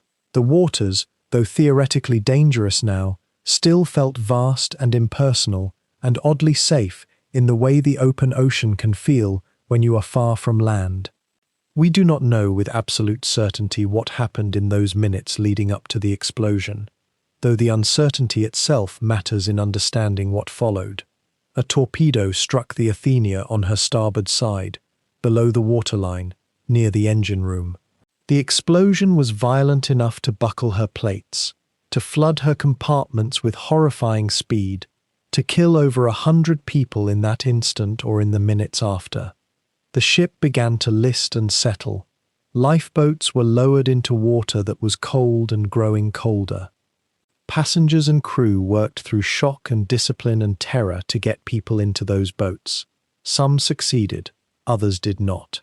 By the time other vessels arrived to rescue the survivors, the Athenia had slipped beneath the surface, taking with her the lives of 112 people, including children. The attack itself was not, in the strict terms of 1939 naval law, entirely without precedent or justification. German U-boats had been ordered to begin raiding merchant shipping. The rules of engagement were ambiguous in those early days, muddled by propaganda and by the genuine confusion about how this new war would be fought. But the identity of the attacker mattered enormously. The U-boat that fired that torpedo was the Type IA U-30, commanded by a young officer named Fritz Julius Lemp, and what followed was not simply a tragedy but a diplomatic and informational crisis that rippled outward with remarkable force. The German government immediately and categorically denied any involvement. It was inconceivable, they declared, that a German U-boat would attack a passenger liner. The Athenia was most certainly sunk by a British ship, perhaps deliberately, or by a mine laid by the British themselves, or possibly by some other agency entirely, but not by Germany. This denial came from the highest levels. Goebbels's propaganda ministry seized on the story and amplified it. German newspapers published outraged editorials about British murder of their own civilians, about British cynicism and British barbarity. The denial was so complete and so insistent that in the immediate aftermath it was actually believed by some. The British themselves, confused by the speed of events and by the German vehemence, allowed themselves to be momentarily uncertain. But the truth, as these truths so often do, eventually surfaced. Fritz Julius Lemp had indeed fired the torpedo. The evidence accumulated. Survivor testimony placed the U-boat's location precisely. The acoustic signatures of the explosion matched known characteristics of German torpedoes. Within days, naval intelligence on both sides knew what had happened. What emerged was a more complex picture than simple atrocity, though that does not reduce the loss of life or the families destroyed. Lemp appears to have believed, in the confusion of the moment, that the Athenia was an armed merchant cruiser, a merchant vessel disguised and weaponized for naval purposes. This was not an implausible belief in 1939. Britain was indeed arming some of its merchant ships, but the Athenia was not one of them. She was a civilian vessel carrying civilians. The mistake, if it was a mistake in the fullest sense, cost over 100 people their lives. What made the Athenia significant in the longer history of the war was not primarily the tragedy itself, though the tragedy was genuine and profound. It was what the sinking revealed about how this war would be fought on the propaganda front. Germany had lied. Germany had lied categorically, lied at the highest levels, lied insistently. And when the lie was exposed, the damage was not primarily to German credibility in the eyes of neutral nations, though that suffered too, but rather to the atmosphere of the opening days of the war. It hardened attitudes. It made people believe that this would indeed be a war without restraint, a war in which civilian life would not be held sacred, a war in which the normal rules and courtesies and protections of civilized warfare would be discarded. In a sense, the lie became more important than the act. The denial confirmed the nightmare. For the Type 1 U-boats and their crews, the Athenia sinking became a kind of ghost that followed them through the early months of the war. Not every Type 2 captain was comfortable with unrestricted warfare against merchant vessels. The crews were young, many of them, and they had joined the U-Bootwaffe in an era when submarines were still seen, at least officially, as instruments of legitimate naval strategy, not tools of civilian terror. Lemp himself was haunted by the sinking for the rest of his life. The weight of it, the knowledge of the children who died, the understanding that his confusion in a moment of wartime urgency had resulted in such loss, never quite left him. But the Athenia represented something else too, something less obvious but perhaps more profound. It marked the moment when the expectation of what submarines would do, what the Type 2 and all the U-boats that followed it would do, shifted fundamentally. Before the Athenia, submarines were still, in the public imagination, strange mechanical beasts, exotic instruments of naval warfare. After the Athenia, they became something darker in the Western imagination. They became invisible killers in the night. They became harbingers of a new kind of warfare, one in which the ocean itself had become a hunting ground, and civilian ships were not entirely safe, even in the supposed vastness of the Atlantic. The little Type 2, that compact dugout canoe that had been designed primarily as a training boat and coastal patrol vessel, had inadvertently helped establish the template for how submarine warfare would be understood and feared in the years ahead. Whether the fear was entirely justified or partly propagandized became almost less important than the fact that the fear existed and would only deepen as the war progressed, and as more ships, both military and civilian, sank in the dark waters off the British Isles and beyond. The Type II crews who first ventured out into the North Sea in those early autumn months of 1939 were, for the most part, men in their middle 20s, commanding boats they had helped design while still in their technical training. They were not the hardened corsairs of later legend, but rather a generation of professional naval officers who had grown up through the lean years of Versailles, watching from the sidelines as other navies built their submarines, and who now found themselves suddenly at the helm of Germany's secret rebirth beneath the waves. Among these early captains was Oberleutnant Josie Heinz Gelhaus, who took U-45, a Type 1IA, on her first operational patrol in September 1939, at the very moment war was declared. Gelhaus was 27, methodical by nature, the kind of man who preferred patience to aggression, and whose patrol reports were filled not with claims of great victory, but with careful observations about currents, visibility, and the behavior of enemy escort vessels. What strikes one about Gelhaus, when you read between the lines of those sparse patrol logs, is a certain quietude, a willingness to observe and learn before acting. In the confined space of the Type II, there was no room for recklessness, and Gelhaus seemed to understand this intuitively. His crew respected him by all accounts, not because he was flamboyant, but because he brought them home, and because he treated the small boat with the respect it deserved. Then there was Oberleutnant Klaus Bargston of U-35, who possessed almost the opposite temperament. Bargston was aggressive, eager, a man who seemed to see the Type II not as a training vessel or a coastal craft, but as a weapon that demanded to be used to its fullest capability. He pushed his boat hard, kept his crew alert through long patrols that stretched the limits of the Type II's fuel capacity, and seemed to carry within him a kind of restless energy that suited neither the cramped quarters nor the slow, patient tactics that the boat's limitations demanded. One wonders, in those quiet hours when sleep comes close, whether such energy could ever find true rest in a vessel so small, so confined, so dependent on stealth rather than aggression. There was also Oberleutnant Wilhelm Schultz of U-64, a man remembered now more for the care with which he maintained his boat than for any spectacular victories.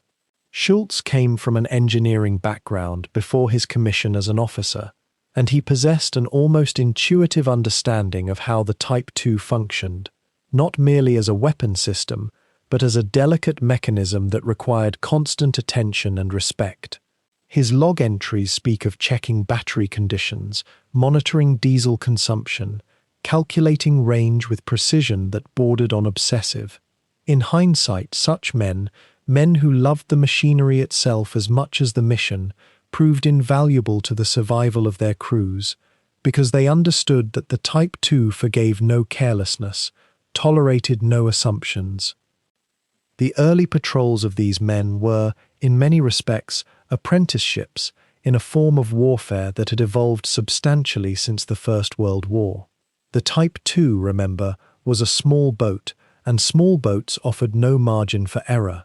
They could not dive as deep as larger submarines, could not remain submerged for extended periods without surfacing to run their diesel engines and recharge their batteries.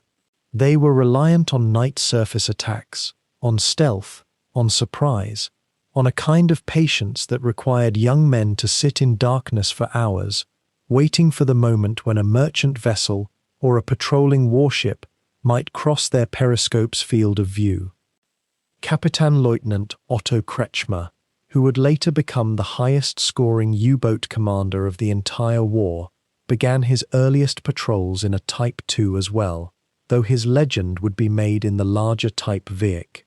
But even in those early months, before his name became synonymous with death in the Atlantic, Kretschmer was developing the tactics that would define his career, a preference for daylight attacks on the surface, a willingness to use the gun rather than the torpedo when circumstances allowed, a kind of cold calculation mixed with almost balletic grace in the handling of his vessel.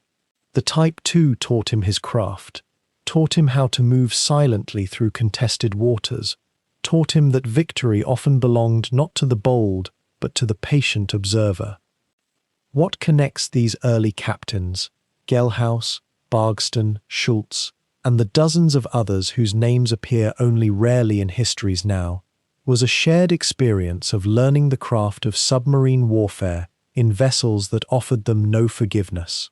Each patrol was an education in the physics of buoyancy, the temperamental nature of diesel engines in cold northern waters, the strange psychology of men confined in spaces no larger than a modest apartment, breathing recycled air, sharing bunks in shifts, existing in a perpetual state of potential danger. The patrols themselves followed patterns that would become familiar over the coming months and years. A boat would depart from Kiel or Wilhelmshaven, typically at dusk, slipping out into the North Sea with all the stealth that a surface-running submarine could muster. The journey to the patrol area, often somewhere off the coast of Britain or in the waters between Scotland and Norway, might consume several days. During this transit, the crew would settle into a rhythm of watchkeeping, of maintenance tasks, of the endless routine that kept a submarine functioning. And then, once the boat had reached her assigned patrol area, the waiting would begin. Hours of peering through the periscope in daylight, of listening through the hydrophones to the sounds of the sea, the distant rumble of a merchant vessel's engines, the sharper, more distinctive sound of a warship's propellers cutting through the water. The tension of these early patrols must have been extraordinary for men so young, commanding vessels so small, knowing that detection meant either being hunted to destruction or becoming a prisoner of war. And yet the records suggest a kind of professional calm, a confidence born of training and of the knowledge that one's commander understood both the boat and the task. When a target was sighted, the attack would begin with a slow, methodical approach, often taking hours as the submarine maneuvered to gain the optimal position. The Type 2's torpedoes, and the boat carried only 4 or 5, were precious, and they were not to be wasted. Every approach was calculated, every distance and angle measured and remeasured through the periscope. The success rate of these early patrols was, from a historical perspective, quite modest. The Type 1s sank merchant shipping, certainly, and occasionally damaged warships, but they were never the war-winning weapons that larger submarines would become. Rather, they were training grounds, proving grounds, places where the U-Boot-Waffe learned to wage submarine warfare in an age when such tactics were still evolving, still experimental. Each captain, each patrol, each small victory or failed attack added to a collective body of knowledge that would shape German submarine doctrine for the remainder of the war. And so, through the long autumn and into the winter of 1939, these young men in their small boats continued their patrols, learning their trade not in classrooms or simulators, but in the cold, real waters of the North Sea, where the stakes were life and death, and where a moment's inattention or miscalculation could mean disaster. The Type 2 may have been too small, too limited, too modest in its capabilities to change the course of the war, but it was in these boats, with these commanders and their crews, that the U-Boot-Waffe truly learned how to wage the submarine war that would follow. The Type 1 U-boat, despite all its innovations and the pride of its crews, carried within its compact steel hull a fundamental constraint that would shape not only its own destiny, but the very philosophy of German submarine warfare in those opening years of conflict. That constraint was distance, range, the measure of how far from home a small boat could venture before the mathematics of fuel and supplies demanded its return. With a displacement of merely 280 tons submerged, the Type 2 possessed an operational range of roughly 6,000 kilometers when running on the surface at a modest cruising speed. That figure sounds, perhaps, formidable when spoken in isolation, but consider the geography of the waters where these boats were sent. The North Sea stretches barely 600 kilometers from the English coast at its narrowest point. The waters around the British Isles, where the merchant ships and warships of the enemy sailed, were tantalizingly close and yet constrained by this very limitation of endurance. A Type II boat, departing from Kiel or Wilhelmshaven, could reach the patrol grounds off the Shetlands or into the English Channel, yes. But the margin for error was slight. Mechanical trouble, unexpected storms, the need to maneuver or pursue a distant contact. All of these consumed fuel at rates higher than the designer's calculations, and captains learned quickly the peculiar anxiety of watching the fuel gauges slowly fall while still hundreds of kilometers from home. The larger Type 7 boats, which would eventually become the workhorses of the U-Bootwaffe, possessed a submerged displacement of 750 tons and a range of approximately 8,800 kilometers. That extra distance, that additional margin, made all the difference in strategic possibility. It meant the Type 7 could linger on patrol grounds. It could chase a contact across greater distances. It could venture into the Atlantic itself, away from the coastal confinement that was the Type 2's natural domain. And as the early months of the war unfolded, this distinction became increasingly clear to Karl Dönitz and his growing staff of submariners, who were beginning to conceive of warfare beneath the waves in entirely new ways. In those first months of September and October 1939, the Type II boats operated in the waters they knew best, the North Sea, the approaches to the British coast, the narrow waters where fishing vessels and small cargo ships moved along established routes. And here, in these confined waters, something remarkable began to take shape. It was not yet the fully formed wolf pack tactics that would later devastate Allied convoys across the Atlantic, but rather an embryonic understanding of coordinated submarine operations. When multiple Type II boats were operating in the same patrol area, and their limited range often confined several of them to overlapping zones, the question arose naturally: what if, instead of hunting independently, they worked together? What if one boat, upon sighting a convoy, signaled its position to other boats in the vicinity, allowing them to converge on the same target? This was not entirely new thinking. The concept of massed submarine attacks was theoretically sound, and some U-boat officers had contemplated variations of it before the war.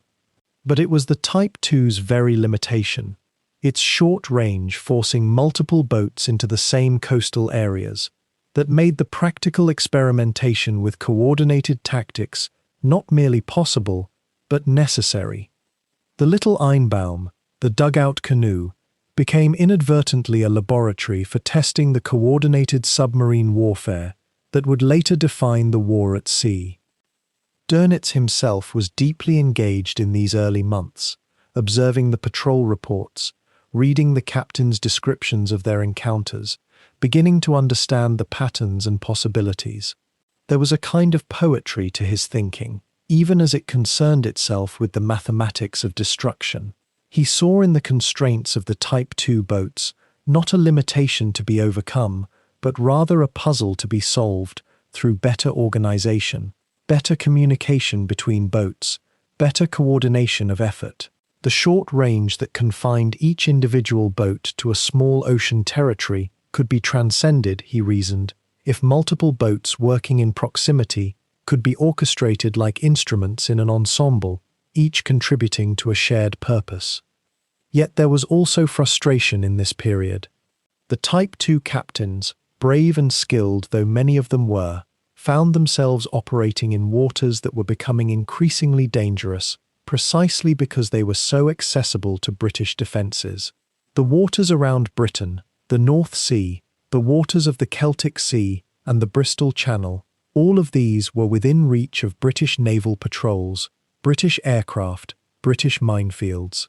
A Type II boat that ventured far from its base was committing itself to a long journey home, and anything that delayed that journey, pursuit by an escort vessel, damage to the hull or engines, the need to dive and remain submerged to avoid detection meant consuming fuel at critical rates. The captains lived with this knowledge constantly. Every decision about how far to venture from base, how long to remain on patrol, how aggressively to pursue a contact, had embedded within it the mathematics of fuel consumption and the geometry of the homeward journey. And yet, perhaps paradoxically, it was precisely this constraint that pushed Dönitz's thinking toward the concept that would define German submarine strategy. If individual boats had limited range and limited endurance, then perhaps the solution was not to send fewer boats or to accept their limitations, but rather to deploy more boats operating in coordinated waves, each rotating through the patrol areas, each contributing its brief window of presence to a larger orchestrated campaign. The Type II boats, numerous enough to be built relatively quickly, useful enough for training yet capable of real combat, became in a sense the draft board of experimentation. They were the small boats that proved, in the confined waters around Britain, that coordinated submarine warfare could work. The irony, of course, is that as the Type II's limitations became clearer, and as the Type VII demonstrated its superior range and capability, the role of the smaller boat would gradually shift. But in these opening months, when the war at sea was still finding its shape, the Type II's confinement to coastal waters was not entirely a curse. It was, instead, a kind of forcing function.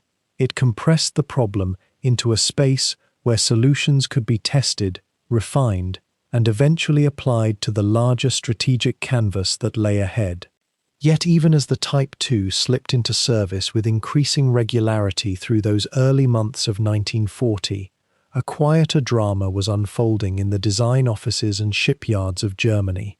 The little boat, for all its charm and its surprising early successes, had already begun to occupy a peculiar place in the evolving strategy of the U-Bootwaffe. It was not truly the future.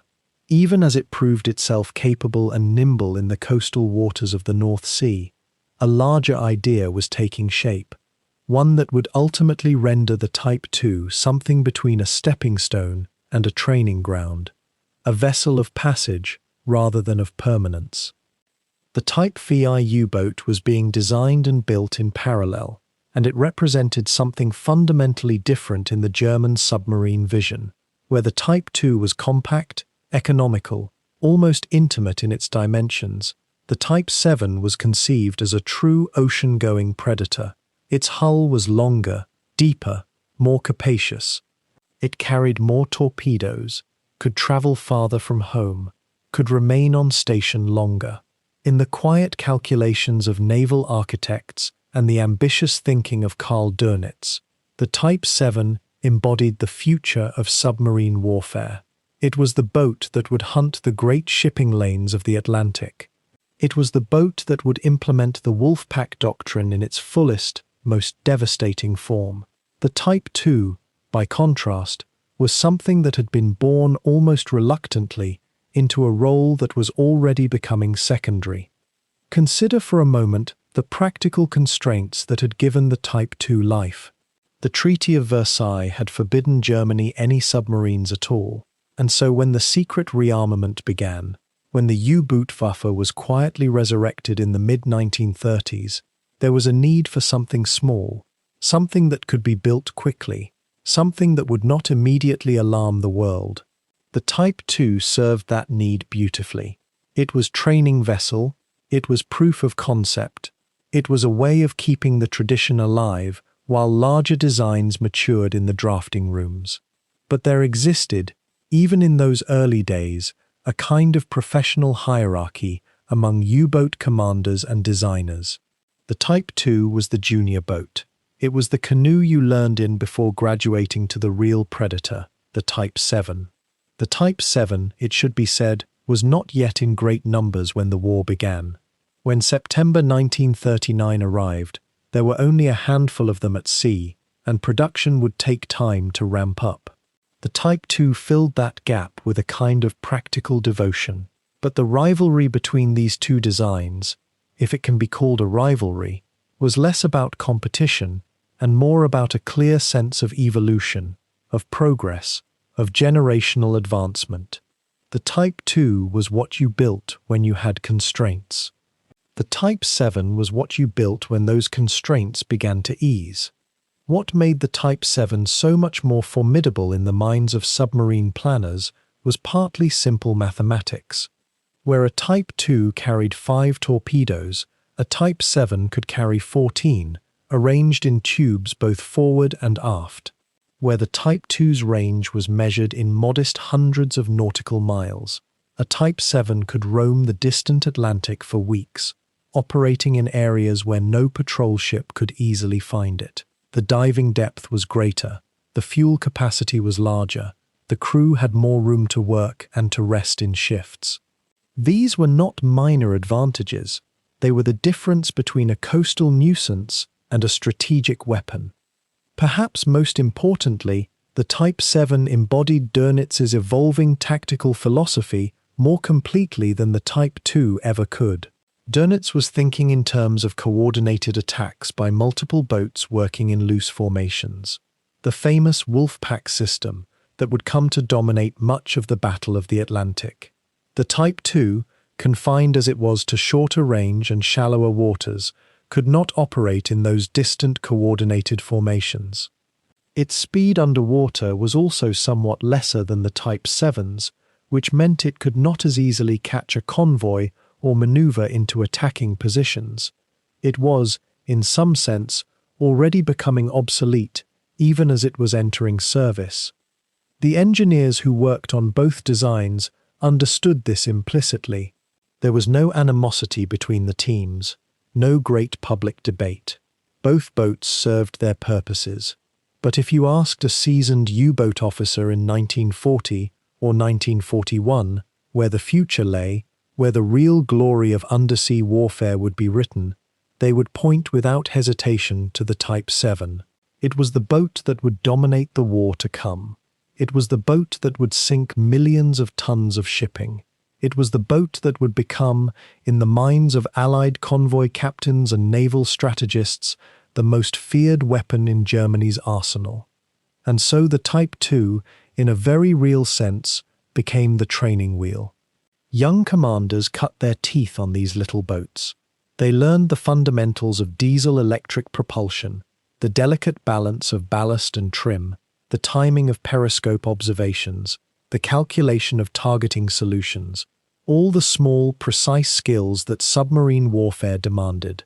They practiced in the relative safety of the North Sea and the narrow waters around Britain, perfected their seamanship, tested their nerve, and then moved on to the Type 7 when they proved themselves ready.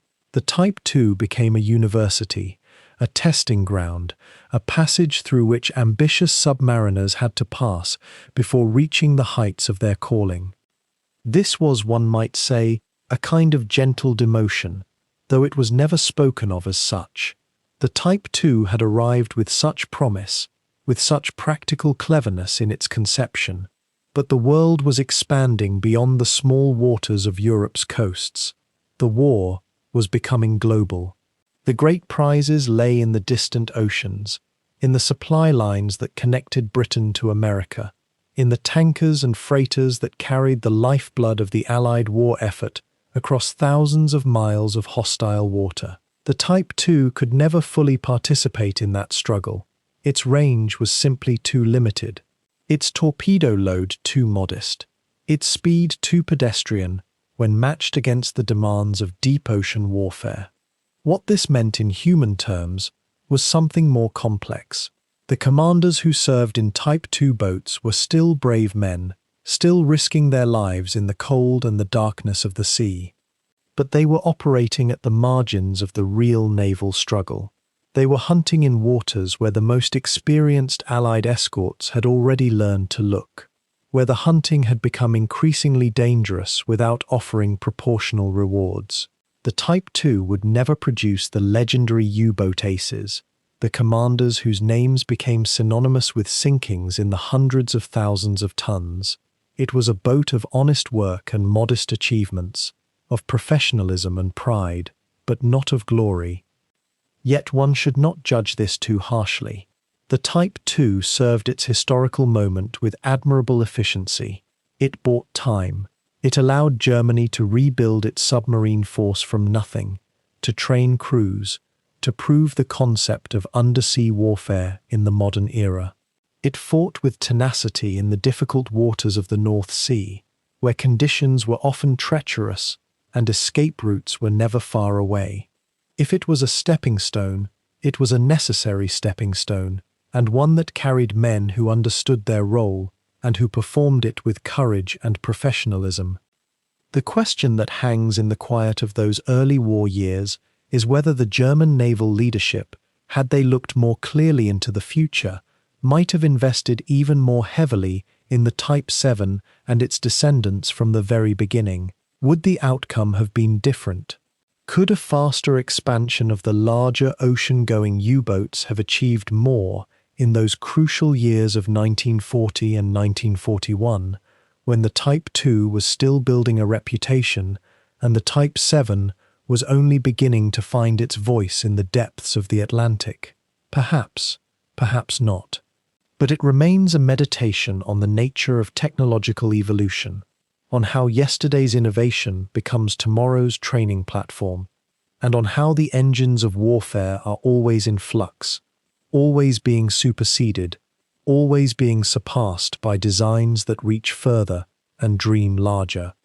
When the German forces moved into Norway in April of 1940, the Type II submarine found itself assigned to a role quite different from the one its designers had originally imagined.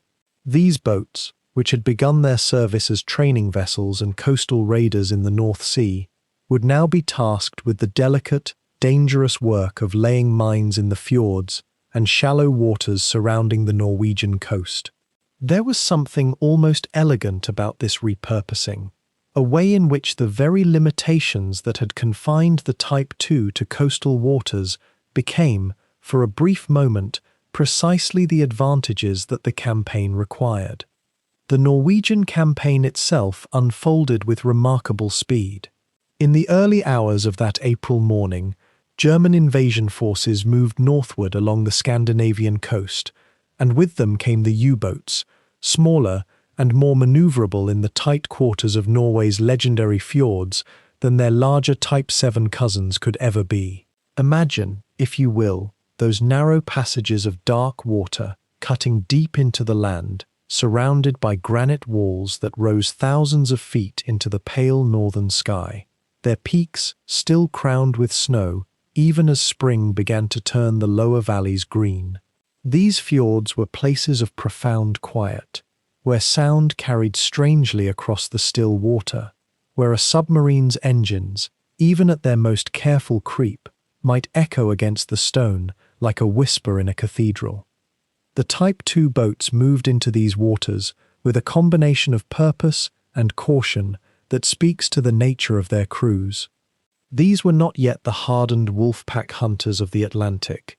Many were young men on their first real war patrols, commanding officers who had trained in these very boats but had never truly tested themselves against an enemy they could see and touch. The mine-laying operations required a particular kind of courage, a different calculus of risk than the distant torpedo attack. A submarine laying mines had to move slowly, deliberately, through waters that might contain enemy vessels or coastal defenses. There was no way to place a minefield quickly. Each mine had to be positioned with care, the boat hovering in the dark water like a ghost, vulnerable in ways that a moving, hunting vessel was not. The waters around Norway in 1940 were colder than anything most of these young sailors had experienced. The Arctic and subarctic temperatures of those fjords meant that if a boat was sunk, if the hull was breached and the men found themselves in that black water, there would be no time for rescue, no possibility of survival more than a few minutes in such cold. This knowledge, this awareness of how quickly the sea could claim them, infused every moment of those patrols with a particular kind of tension, a low-frequency awareness that never quite went away. The Type II boats were particularly well suited to this kind of work. not because they were exceptional, but because they were small and light enough to navigate channels where larger vessels could not follow.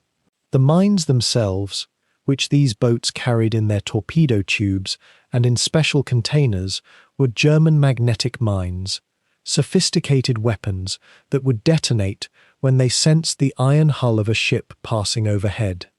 These were the same mines that would cause such havoc in British waters that had sunk merchant vessels and naval craft alike. In the context of the Norwegian campaign, they became a way of denying the coastal waters to the Norwegian and British forces, a way of making the fjords and inlets lethal to any vessel that tried to move through them. The work of mine-laying was, in some ways, quieter and more methodical than the warfare these young submariners would later wage on the high seas. There was a ritualistic quality to it. The boat would approach the designated area, reduce speed to nearly silent running, and then the mines would be released, one by one, sinking slowly through the water to settle on the seabed below.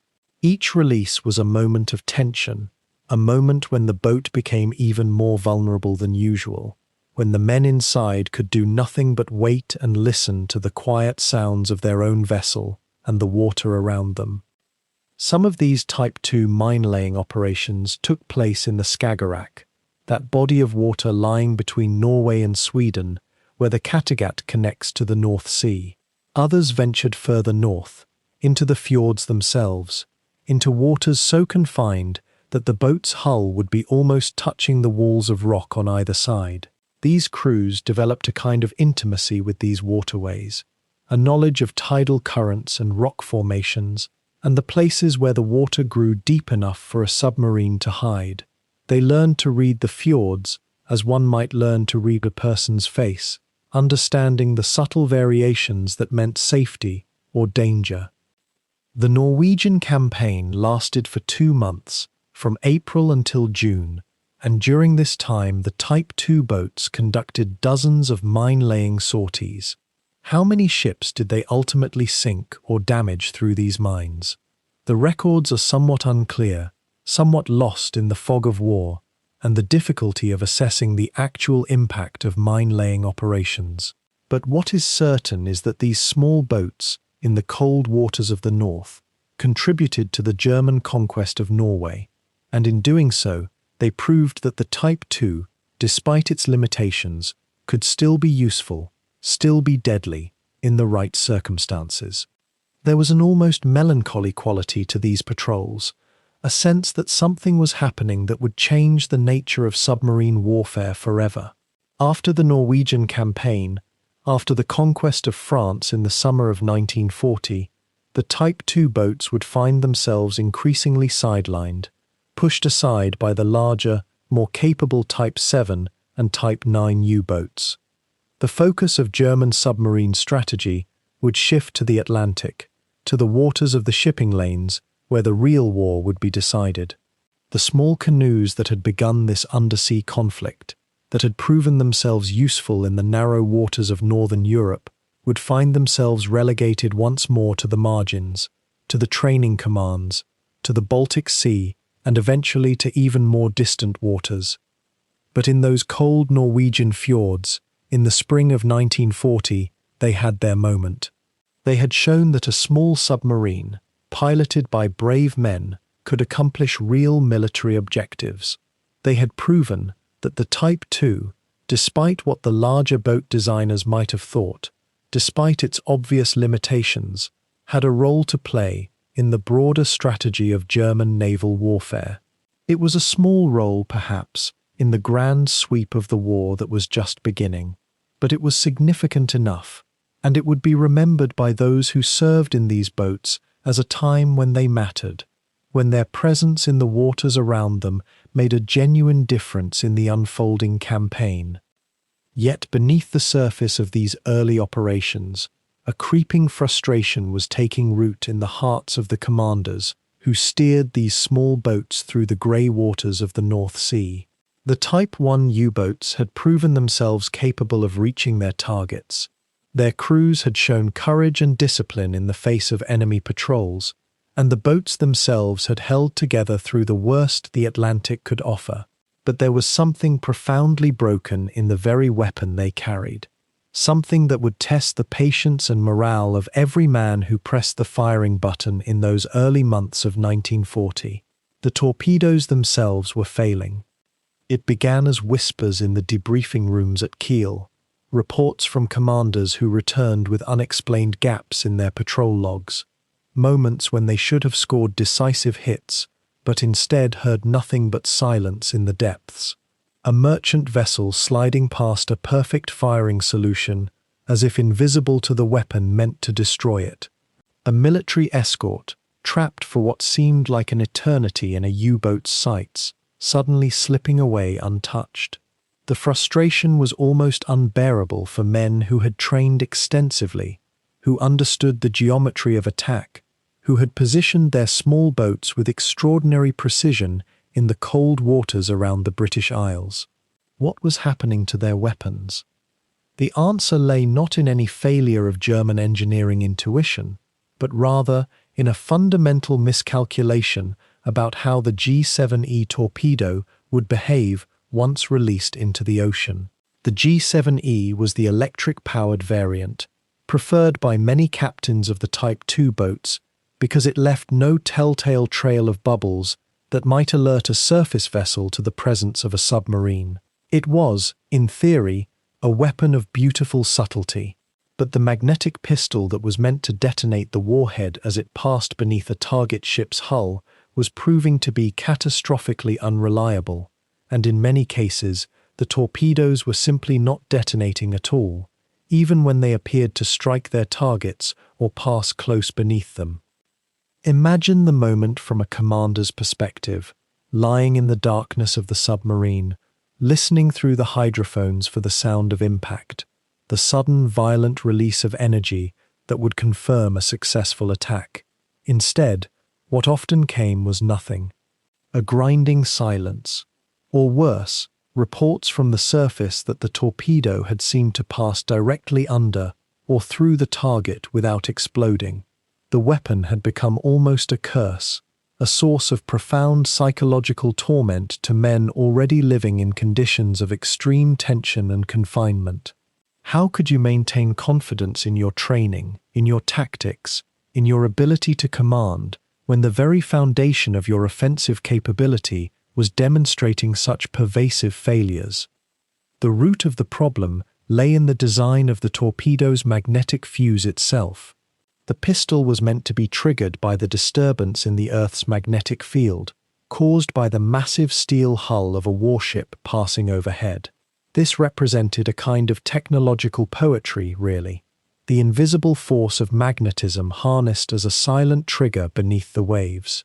But the designers had made a critical assumption about how the magnetic field around a ship would behave, and this assumption would prove deeply flawed when tested against the actual physics of the ocean. When a Type II commander would later describe these failures in logs or in private conversations, the language often became almost melancholic. They had done everything right. The approach had been flawless, the firing solution mathematically sound, the distance and angle calculated with precision, and yet, the ocean had simply swallowed their weapon and their intent together, leaving behind only the hollow echo of their frustration and the weight of missed opportunity. For men already pushing themselves through the psychological ordeal of submarine warfare in vessels barely larger than a city bus, these failures began to accumulate into something darker, a creeping doubt about whether the tools they had been given were truly capable of doing what they had been told they could do. Some commanders began to develop workarounds, practical solutions born from desperation and ingenuity. They would attempt to disable the magnetic fuse on the torpedoes they carried, setting the weapons to run on a simple contact detonator instead. This meant abandoning the theoretical advantage of the magnetic fuse, but it also meant that when they heard the sound of the impact through their hydrophones, the torpedo would actually detonate. It was a choice between the promise of sophisticated technology and the certainty of more primitive brutality. And yet even these workarounds were imperfect, hampered by the difficulty of making such modifications inside a submarine that was never designed with enough working space for this kind of delicate engineering work. The torpedo crisis, as historians would later call it, was not unique to the Type II boats. Larger submarines suffered the same affliction, and the problem would not be fully solved until late in 1943, after years of incremental design modifications and testing. But for the small crews of the Type I U-boats operating in 1940, the crisis was immediate and personal. Here was evidence that German engineering, for all its reputation and all its sophistication, was not invulnerable. The boats themselves might be sound, the commanders might be skilled, the crews might be brave, but they were carrying weapons that simply did not work as promised.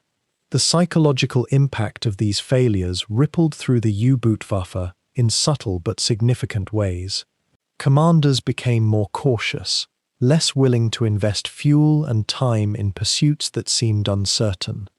The margin between success and failure in submarine warfare had always been thin, but when your weapon was unreliable, that margin became almost impossibly narrow. How many targets were passed by? How many opportunities were foregone? Because a captain had learned through bitter experience that pressing an attack might result only in the revelation that his weapon would fail him. It is a question that cannot be answered with precision, but the implication is clear. The torpedo crisis cost Germany far more than just the tonnage of shipping that went unsunk. There is something almost poignant in contemplating this moment, the spring of 1940, when the Type II submarines were still new enough to carry an aura of technological promise, when they had not yet been relegated to the role of training vessels, when they still seemed capable of playing a significant part in Germany's strategy against Britain. The failure of the magnetic pistol represented, in microcosm, a kind of gap between aspiration and reality that would only widen as the war continued.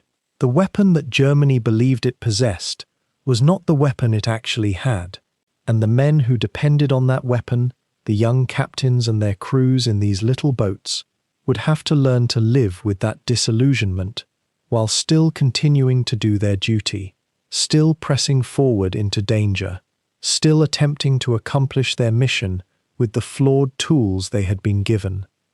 By the autumn of 1940, something peculiar began to unfold across the German naval command structure, a slow and quiet realization that the little boats which had promised so much in the early months of war were finding their purpose constrained by geography and by the very limitations that had once seemed so acceptable in their design. The Type II, nimble and teachable though it was, had proven itself too small, too limited in range, too vulnerable to the growing British defences in the North Sea and the western approaches.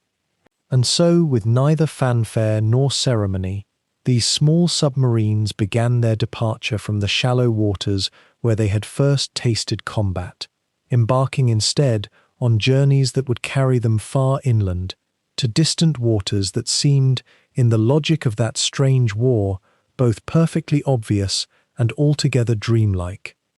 The decision to redistribute the Type II fleet was born not of panic but of pragmatism. The larger Type VII boats, with their extended range and greater cargo of torpedoes, were proving themselves the true instruments of the U-Bootwaffe's ambition.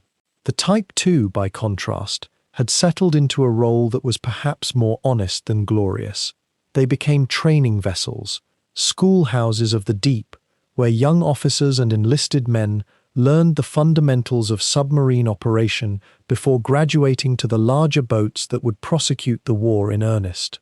And yet, the Baltic Sea called, that ancient inland expanse bordered by Germany, Poland, and the occupied territories of the Soviet Union, where training could proceed in relative safety from British air and sea attack. The Baltic offered something precious in wartime: containment, control, a body of water where the lessons of submarine warfare could unfold, without the constant threat of interception.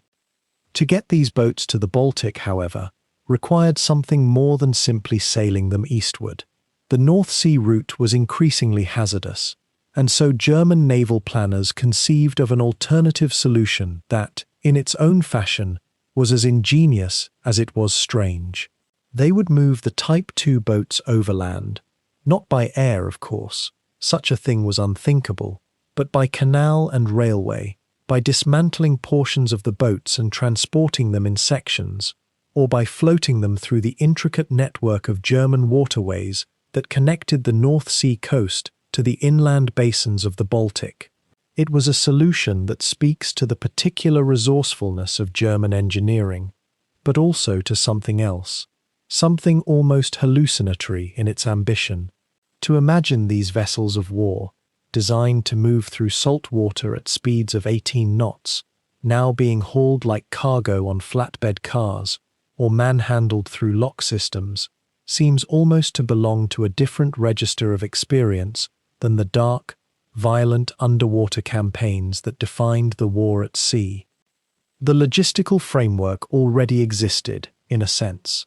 Germany had developed extensive canal systems over centuries, networks that had been refined and expanded throughout the industrial 19th century. The Kiel Canal itself, that remarkable waterway connecting the North Sea to the Baltic directly beneath the heart of German territory, might have seemed the obvious route, and indeed, some boats travelled this way. But the canal had limitations of capacity and timetable, and so other routes were devised, more circuitous, but no less remarkable in their engineering. Boats would be moved through the Elbe River, through smaller canals and connecting waterways, sometimes dismantled piece by careful piece, transported, and then reassembled in shipyards on the Baltic coast or in Soviet waters. The very geography of Eastern Europe became a pathway for submarine warfare, and in doing so, transformed the nature of that warfare in ways that were subtle but profound. The process itself, for those who witnessed it, must have possessed a quality that transcended ordinary military logistics. Imagine watching a submarine, that creature of the depths, that instrument of hidden violence, being lifted from the water by massive cranes, being tilted and positioned onto railway cars, being transported through the civilian landscape of a nation at war. Farmers and railway workers would have seen these strange cargo conveyances passing through the countryside, enormous and unmistakable, covered perhaps in canvas or tarpaulin, and yet recognizable to anyone who understood what submarines meant in the contemporary imagination. There is something almost mythological about the image, something that speaks to a kind of desperate innovation that war sometimes demands from those who wage it. By 1941, Type II boats were increasingly being stationed in the Baltic, where they formed the backbone of a submarine training command that would persist throughout the remainder of the war. The Baltic, in many ways, became a kind of secondary theatre of submarine warfare, less renowned than the Atlantic campaigns, but no less serious in its purpose. Here, in these colder, shallower waters, young German submariners learned the handling of their boats, the interpretation of sonar signals, the calculation of torpedo-firing solutions, all in an environment that was considerably more forgiving than the open ocean. The Soviet Navy, such as it was in the early 1940s, was not yet a formidable challenger in these waters. The threat from British forces, while present, was far more attenuated than in the West. This allowed the training regime to proceed with a kind of regularity and thoroughness that would have been impossible had these boats remained in the North Sea. Yet the transport of Type II boats to the Black Sea represents perhaps the most extraordinary chapter in this strange relocation. The Black Sea, that enclosed body of water bordered by Turkey, the Soviet Union, Romania, and Bulgaria, seemed impossibly distant from the Atlantic-focused vision of German submarine warfare. And yet, as the war deepened and Germany's need for naval presence in the eastern Mediterranean grew, several Type II boats were dismantled, transported overland across the entire expanse of German-controlled territory, and then reassembled on the shores of the Black Sea. To accomplish this required journey times of many weeks, required the coordination of railway schedules and canal authorities, required the solutions of countless practical problems that military planners had scarcely anticipated when they had first designed these vessels. The boats were loaded onto rail cars at German ports, moved through Poland, through Hungary, through Romania, arriving finally at shipyards where they would be painstakingly reassembled. It was a feat of logistical ambition that belonged almost to the realm of fantasy, and yet it happened, quietly and methodically, during the darker years of the conflict. The human cost of these movements is difficult to calculate and easy to overlook. Men who had trained together, who had formed the intimate bonds that submarine service creates, were separated as boats were moved and crews rotated. The displacement of vessels created displacement of personnel, and the institutional coherence that had characterized the early U-Bootwaffe began to fragment into a more dispersed and less coordinated force. And yet, from another perspective, this very dispersal was perhaps inevitable given the strategic situation in which Germany found itself. The Atlantic could not hold all the submarines that the German Navy required, and so the boats had to go where they could be most usefully employed, even if that meant traveling by impossible routes to reach distant waters. One reflects, in considering these movements, on the strange geography of modern warfare. The submarine had been conceived as a weapon of infinite mobility, capable of appearing and disappearing at will across vast ocean expanses. And yet here were these boats, these instruments of strategic surprise and tactical innovation, being moved with the ponderous deliberation of industrial cargo, their progress measured not in nautical miles and hours, but in the schedules of railway timetables and the turning of lock gates. There is something both humbling and somehow clarifying in this reality. The submarine, for all its mystique and its revolutionary impact on naval warfare, remained ultimately a material object, subject to the same laws of physics and logistics that constrained all military movement. And so, in the autumn and winter of 1940, and then continuing through the months and years that followed, the small Type II boats were carried away from the theatres where they had first proven themselves, transported inland to the Baltic, and in a few cases, across the entire continent to the distant waters of the Black Sea, there to continue their slow and patient work of training, teaching, and preparation, far from the grinding campaigns of the Atlantic, where the real future of submarine warfare was being decided. The journey of U-9 reads almost like a fable, the kind of story that seems too strange to be entirely true, yet the particulars have survived intact in the archives. Picture, if you will, a boat measuring only barely 50 meters in length, designed for the shallow waters of the North Sea and the coastal approaches to Britain, being lifted onto rail cars in the summer of 1940, cradled in timber and rope, beginning a voyage south that would eventually carry it across the continent and down through the intricate network of rivers and canals that connected the German industrial heartland to a landlocked sea 900 kilometers away. The Black Sea, a body of water the Type I U-boat's designers had never imagined when they drew those early plans in the secret shipyards. Germany had recently conquered Romania and Bulgaria in its rapid southward expansion, and the strategic calculation was elegant in its cold logic. If German submarines could be deployed to the Black Sea, they might harass Soviet shipping, support the ground campaign in southern Russia, and establish a presence in waters where Soviet naval resistance was fragmented and uncertain. The logistics, however, were fantastical. No German ship could traverse the Turkish Straits without Turkish permission, and Turkey remained neutral, guarded, unwilling to openly provoke Moscow. So the decision was made to do something almost medieval in its ingenuity: disassemble the submarines, transport them overland by rail, and reassemble them in the dockyards of Constanța on the Romanian coast. U-9 was among the first to make this extraordinary passage. Imagine the crew watching as their boat was raised from the water, cradled in the dry dock at Kiel or Danzig, sectioned into manageable pieces, each component catalogued and tagged. The pressure hull was cut into segments, the conning tower was detached, the diesel engines, the torpedo tubes, the ballast tanks, all the mechanical viscera that made the boat breathe and move were carefully disassembled and loaded onto rail cars painted with Wehrmacht grey. For weeks, the submarine existed not as a singular vessel, but as an inventory scattered across the European rail system, travelling through the summer heat toward a destination none of its crew had ever imagined. The reassembly at Constanța was itself a triumph of submarine engineering under pressure.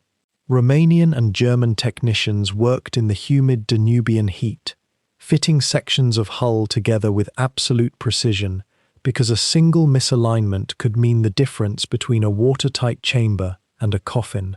The boilers that had been coaled in the Kiel dockyards now roared back to life beside the Black Sea.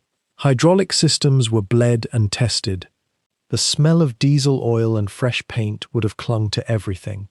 By early autumn, U-9 was whole again, and her commanding officer, Kapitänleutnant Hans-Dietrich Freiherr von Tiesenhausen, received his orders to patrol the northern Black Sea against Soviet merchant traffic and whatever remains of Soviet naval power lingered there.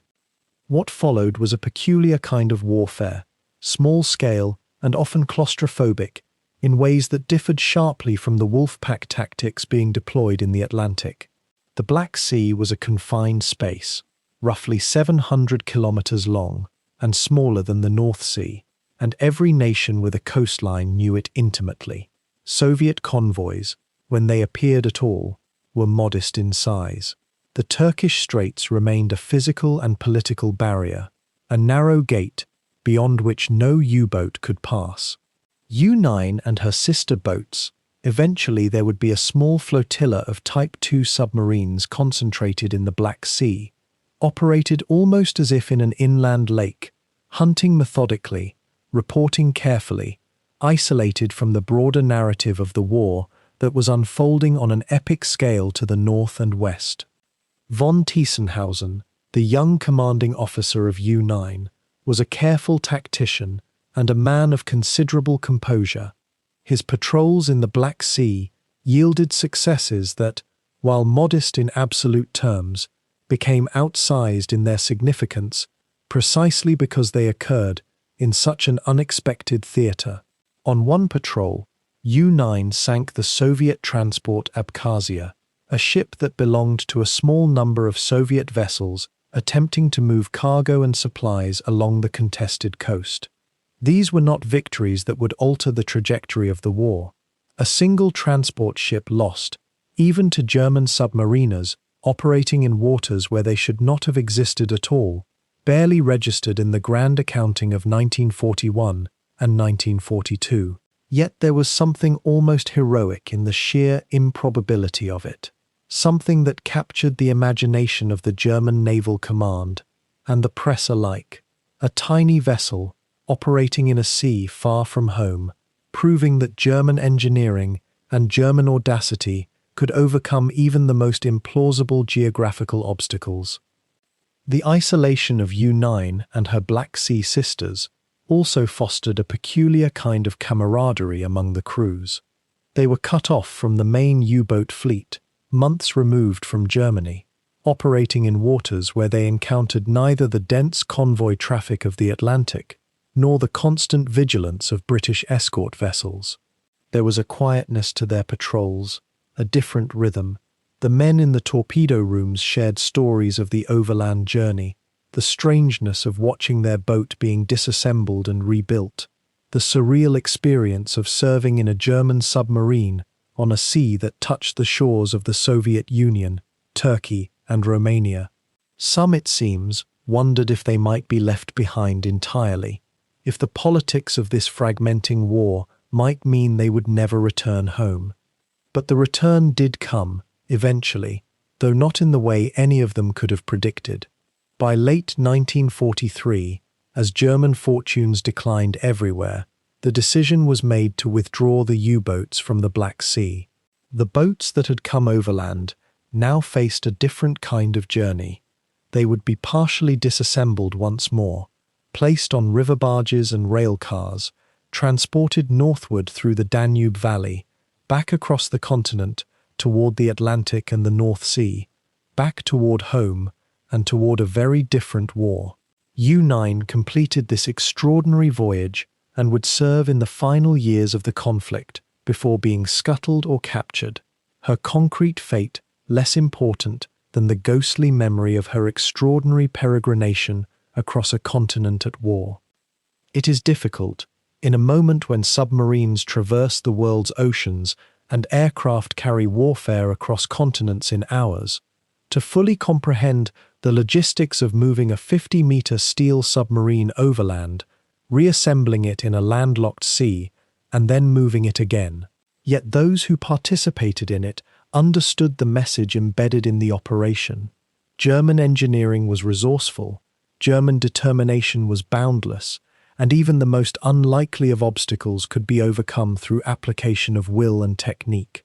U-9 in the Black Sea was a small thing, but it was, in its way, the entire German war effort in miniature. Audacious, isolated, increasingly desperate, persisting against the gathering darkness that would eventually overwhelm it. By the middle years of the war, something quiet had shifted in the purpose of these little boats. The Type II, once imagined as a future fleet of small raiders prowling the coastal waters, had gradually transformed into something else entirely. Not a weapon of war so much as a crucible, a place where the next generation of U-boat commanders would learn the most delicate and dangerous craft of submarine warfare before they ever saw the open Atlantic in something larger, something more capable of staying alive beyond the continental shelf. The irony was almost imperceptible at first, woven so gently into the fabric of the U-Bootwaffe's growth that few seemed to notice it fully. Here was this modest 50-meter hull, the little dugout canoe that the crews had mocked for its cramped compartments and its wheezing diesel engines, now serving as the essential training ground for the very men who would go on to command the Type 6 and Type 9s that actually held the prospect of winning the Atlantic War. It was as if the smallest boat in the fleet had become, paradoxically, one of the most important. Think for a moment about what a young officer experienced when he reported for his first posting as a watch officer or a prospective commander.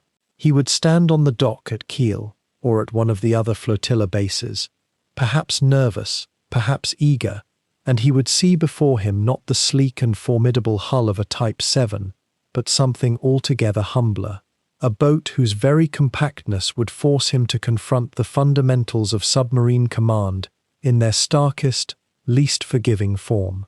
There was nowhere to hide in a Type 2. There was no excess of complexity to distract from the essential problem: how to navigate underwater, how to hunt, how to stay alive when every sound you made might betray you to the enemy above. The training that took place in these boats was, by most accounts, extraordinarily thorough. A young officer would learn to take a boat down, to feel the boat's response to the helm through his hands and his instincts. He would practice the torpedo approach, that most critical of all submarine maneuvers, where timing and calculation and nerve all had to merge into a single motion.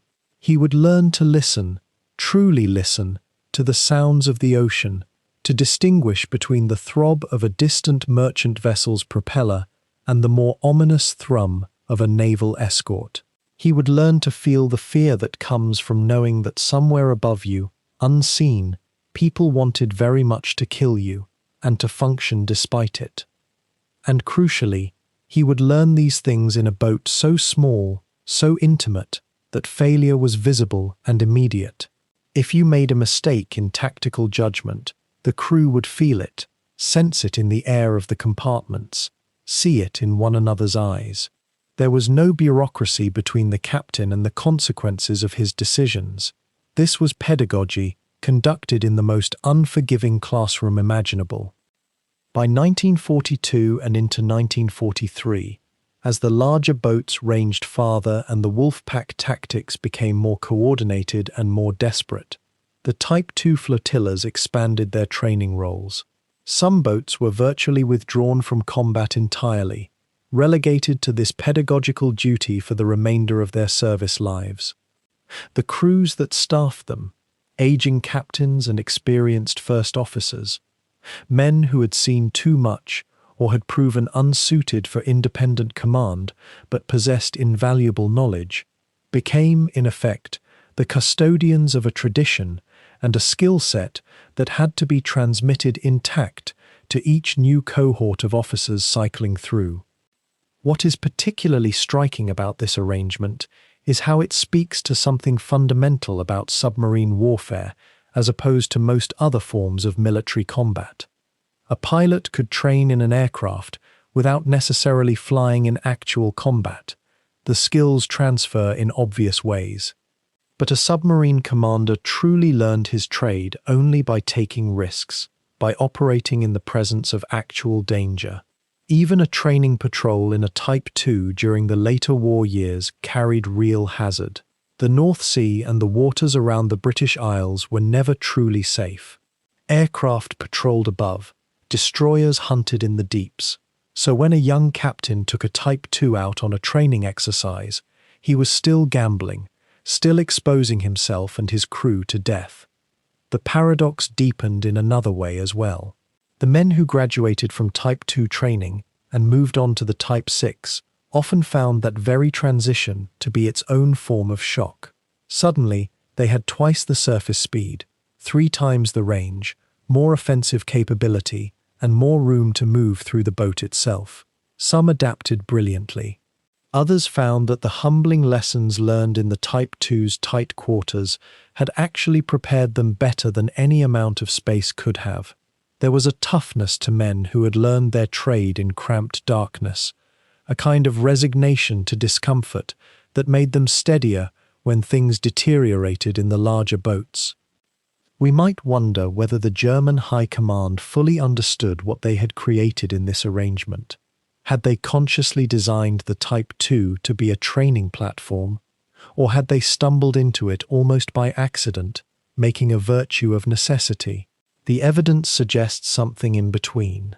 When the larger boats began to claim the lion's share of resources and strategic attention, someone, perhaps someone in Karl Dönnitz's command structure, recognized that the little coastal boats could still serve the fleet in this critical role.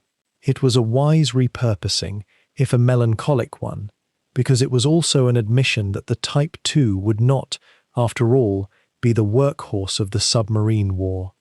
And yet there was something quietly noble in that repurposing as well. These small boats became, in their later years, the vessels that trained the killers of the Atlantic. When a man like Reinhard Hardigan or any of the other successful U-boat commanders began his career under the tutelage of an experienced captain in a Type II, he was learning from the accumulated wisdom of years of undersea warfare. He was absorbing not just techniques, but a kind of philosophy, a way of thinking about how to survive and succeed when you are vastly outnumbered and operating in an environment fundamentally hostile to your survival. The Type Is themselves bore the marks of this heavy use. The boats became worn, tired, their hulls bearing scratches and dents from years of diving and surfacing, from rough handling and the accumulated micro-collisions of daily life aboard a submarine. The engines groaned under the strain of repeated training exercises. The crews, many of them reservists and older men, worked with a kind of patient resignation, knowing that they were serving the war effort even if they were no longer in the vanguard of the action. They were the teachers, and their classroom was a steel tube filled with diesel fumes and the acrid smell of sweat and seawater. There is something almost dreamlike about imagining the day-to-day rhythm of these training patrols. A boat departs the flotilla base in the early morning, perhaps, when the North Sea is still grey and indifferent. The young officers and the prospective commanders crowd into the control room, watching, learning, trying to absorb through observation and repetition the knowledge that might keep them alive in years to come. The experienced captain calls out orders in measured tones. Somewhere in the depths below, a merchant vessel proceeds about its business, unaware that it is being used as a training dummy, that young men are practicing approaches against it, learning the geometry of interception, the mathematics of speed and distance and time. And somewhere else, in the larger boats, the real hunting continues. Men are dying, ships are burning, the Atlantic is being turned into a graveyard. But in the Type 2 boats, in the smaller arena of the coastal waters and the flotilla bases, the future is being shaped, carefully, deliberately, one young captain at a time. When the war ended in May of 1945, the Type 1 U-boats that remained were scattered across the continent like forgotten children in a bankrupt household. Some lay in harbour, half submerged in the murky water. Others had been beached intentionally, run aground by their own crews in those final chaotic weeks when orders no longer made sense and survival meant something different than it had months before. The little boats, which had once seemed so revolutionary, so full of promise and purpose, now existed only as remnants of a world that no longer wished to remember them. The immediate post-war fate of these submarines was decided largely by geography and circumstance. Those Type 2 boats that had survived the war years in northern European waters often met their end in what the victorious powers called Operation Deadlight, a systematic scuttling of German and Italian submarines, a way of ensuring that no lingering underwater threat could trouble the peace that was being negotiated across 3 continents. Picture, if you can, the somber ritual of it, the boats being towed out into the deeper waters of the Atlantic, crews removed, demolition charges set, and then that final descent into darkness. The Einbaum, the little canoe, sinking deliberately this time, not in combat, but in surrender, the Baltic Sea and North Sea, giving up their secrets to history rather than to war. Not all the surviving Type 2 boats met this particular fate, however. Some were claimed by the Soviet Union as war prizes, vessels that had survived long enough to become spoils of victory. The Soviets were intensely interested in German submarine technology, having observed the U-boat campaign against their own merchant marine and naval forces throughout the war. They requisitioned several Type 2 boats, though the exact number varies depending on which archival source one consults, and studied them methodically. These boats were taken to Soviet harbours, their every rivet and valve catalogued and sketched by engineers who would later incorporate what they learned into their own submarine programs. In this way, the Type 2 achieved a sort of strange immortality, its genetic memory preserved in the hulls of Soviet boats that would prowl the Cold War oceans for decades to come. The United States and Great Britain likewise secured several examples for examination. These boats were not always kept intact. Some were dismantled, their hull materials analyzed, their torpedo mechanisms photographed from every conceivable angle, their machinery tested to understand the limits of their design. Engineers wanted to know why the German boats had proven so effective, what innovations, or simply what pragmatic choices, had allowed the Type 2 and its larger siblings to inflict such damage across the Atlantic and beyond. The answers they sought were buried in rivets and welding techniques, in the arrangement of ballast tanks and the design of periscope mechanisms. The boats themselves became textbooks, their silent testimony read by men in uniforms and technical specialists who filled notebooks with observations and calculations. A handful of Type 2 boats, however, found their way into preservation. Not all the world's navies subscribed to the philosophy of erasure through destruction. The German Navy itself, insofar as it could be said to exist in those fragmentary post-war years, recognized that these boats represented a genuine achievement in engineering, whatever the moral shadow cast by the war they had served. There was a peculiar distinction being made in the minds of some naval historians and officers. The Type II boats were training vessels, fundamentally, and though they had seen combat, their primary historical significance lay in what they represented about submarine design and crew training, rather than in their role as weapons. This distinction perhaps allowed for a gentler treatment in memory, though it is worth noting that this reasoning requires a careful passing of responsibility that not everyone would accept or find persuasive.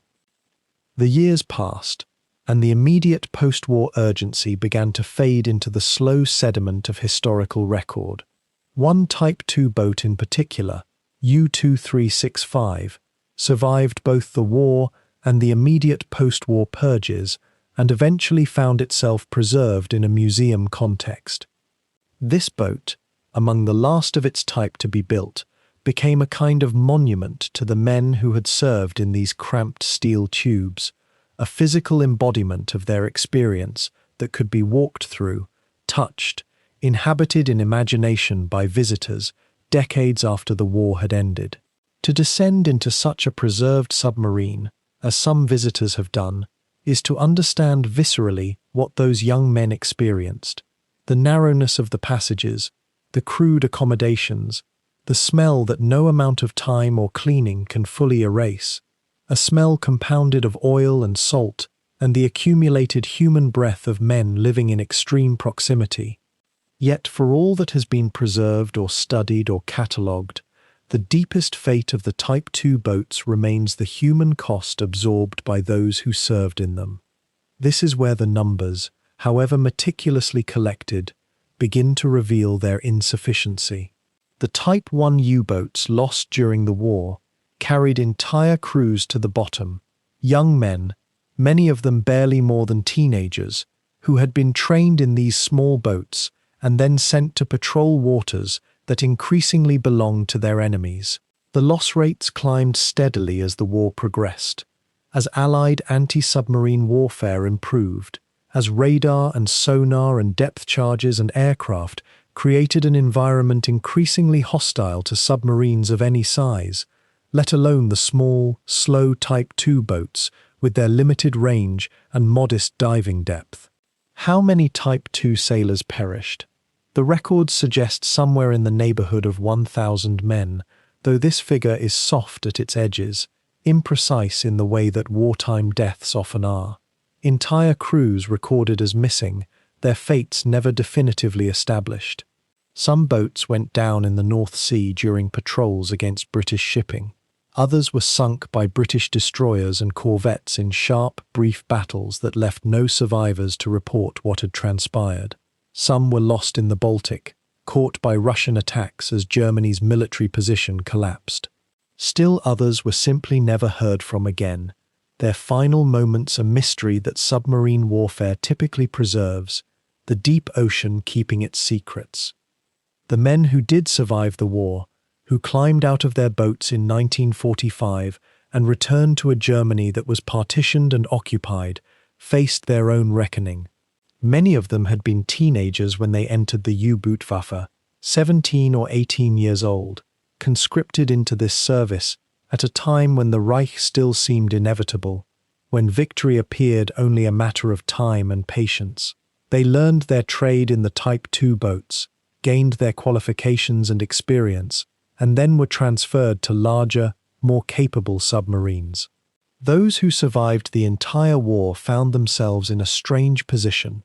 They had participated in one of the war's most transformative campaigns, yet the Type II boats themselves had never been central to that campaign. They were the stepping stone, not the weapon that won glory or notoriety. This created a peculiar silence around them, a lack of the kind of detailed personal narratives that attach themselves to the larger, more famous submarine campaigns. Some of these surviving sailors became historians themselves, writing accounts of their experiences in the years and decades after the war. Others remained silent, carrying their memories privately until death. The nature of submarine warfare, with its reliance on small crews and intimate knowledge, meant that those who survived often knew exactly who had not survived, could name the friends and commanding officers who had been lost. This intimate familiarity with specific deaths, as opposed to abstract casualty figures, left marks that documentation cannot fully capture. To have survived a war aboard the Type 1 U-boats was to carry a specific burden, the knowledge that one might easily not have survived, that small chances and luck and the timing of patrols had determined whether one lived to tell the story or became part of the silence. The psychological aftermath of submarine warfare is only partially understood even today. The men who served in these boats experienced a kind of stress that was qualitatively different from that of surface sailors or infantry soldiers. There was the constant awareness of enclosure, the knowledge that a single successful enemy attack would mean drowning in the dark with no possibility of escape, no chance to swim to safety or climb into a lifeboat. The pressure in a sinking submarine is not merely physical but psychological, a terrible knowledge combined with helplessness. Those who survived such attacks, if any did, rarely spoke about it in detail. Those who lost friends in such circumstances carried that knowledge as a form of private weight. As the post-war decades accumulated, the Type 2 boats themselves continued their slow transformation into history. The preserved specimens became popular museum attractions in Germany and elsewhere, drawing visitors who wanted to understand something of the submarine experience or to connect with the material reality of a war that seemed to recede further into abstraction with each passing year. The boats became educational tools, allowing school children and curious adults to stand in the control room where young men had made life and death decisions, to touch the torpedo tubes and imagine the act of firing, to understand viscerally why claustrophobia had been such a constant companion to submarine crews. In this way, the Type 2 boats achieved a kind of pedagogical immortality, becoming instruments for teaching subsequent generations about the Second World War and the technologies that shaped it.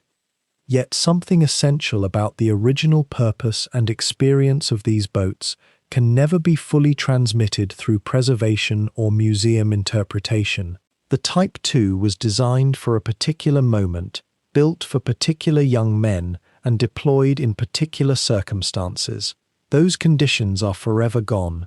The sea off the British coast no longer sees these patrols.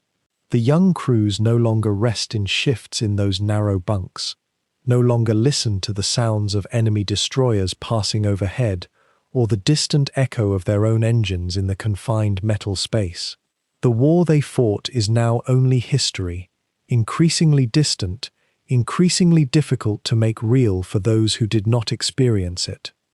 What remains is the accumulated record, the preserved boats, the photographs, the technical specifications, the memoirs written by survivors, the names of those who were lost. The Type 1 U-boat, for all its modest size and limited achievements, represented a tremendous investment of human effort and human cost. Hundreds of boats were built across all types. Thousands of men were trained. Tens of thousands died in submarines or in the waters around them. The small boats, the Einbäumer, were part of this terrible equation, neither the most famous nor the most lethal, but integral nonetheless to one of the war's most significant campaigns. As time has continued its work, fewer and fewer people remain who have direct memory of the Type 1 U-boats in operation. The sailors have aged and passed away. The war becomes something that happened before most living people were born. The Type 2 boats have shifted from being recent history, narratives told by people with direct experience, to being remote history, understood primarily through documents and preserved artifacts and scholarly interpretation. This shift is not merely chronological, but existential. A boat that was once a living, breathing thing, with its own sounds and smells and dangers, becomes instead a symbol, a museum piece, an entry in a technical database. Yet in their stillness now, in their preservation and their careful documentation, the type. And so we return, as all stories must, to where we began. To that grey dawn in Kiel Harbour, where the fog still clings to the water, like a memory that will not quite release its hold. The steel hulls rest now in silence, their creaking reduced to the gentlest of sounds, the barely audible conversation between metal and salt and time. The war is long finished. The men who commanded these small vessels, who breathed the recycled air in their cramped hulls, who felt the weight of the Atlantic pressing down upon them in darkness, have aged now into history themselves, or passed beyond it entirely. And yet something of them lingers in these waters, something of the urgency and the fear and the strange brotherhood that flourished in such terrible proximity. When we think of the great submarine campaigns that followed, when we consider the enormous Type V U-boats that ranged across oceans, or the later Type 21 that represented the future of underwater warfare, it is almost too easy to forget the little Einbaum, the dugout canoe, the Type II that began it all, that proved the concept, that taught the lessons, that took the first lives and fired the first shots in a war that would be fought, in significant measure, beneath the waves. History has a way of enlarging the vessels that succeeded and diminishing those that came before, as though each generation must prove itself more formidable than the last. And yet the Type II was not diminished in its time. It was celebrated. It was beloved by its crews. It was, by the standards of 1939 and 1940, a revelation. Consider for a moment what these small boats represented, beyond their technical specifications and their modest tonnage and their limited range. They represented a dream that would not die, a dream that had survived the crushing terms of Versailles, that had hidden itself in design bureaus in Holland and test tanks in Finland, that had waited through the years of ash and ruin following the First World War, patient as a seed waiting for spring. The engineers and sailors and strategists who preserved this dream did so in secrecy, in dispersion, through layers of camouflage and careful planning. They believed in something that seemed forbidden, that seemed impossible. And in 1935, when the door was quietly opened through negotiation and agreement, the Type II emerged almost as though it had been waiting all along, ready to take its place in a fleet that was itself a resurrection. What did it mean, we might ask ourselves in this quiet hour, for a boat so small to carry such consequence?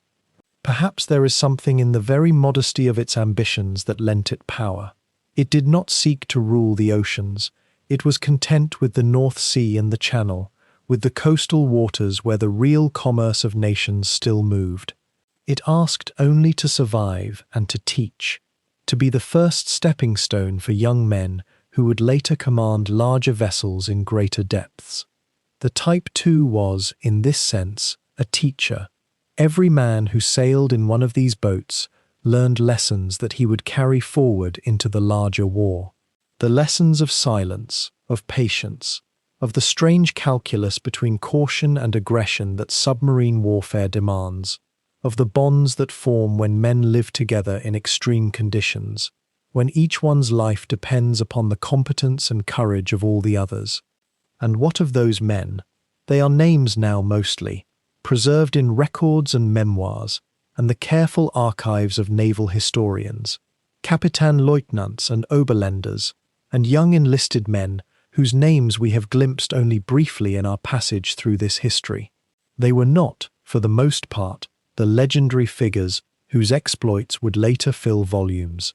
They were ordinary young men, selected for their aptitude and their endurance, trained in the methods of underwater warfare, and sent out to do what they had been instructed to do. Some returned. Many did not. Some sank ships and lived to tell of it.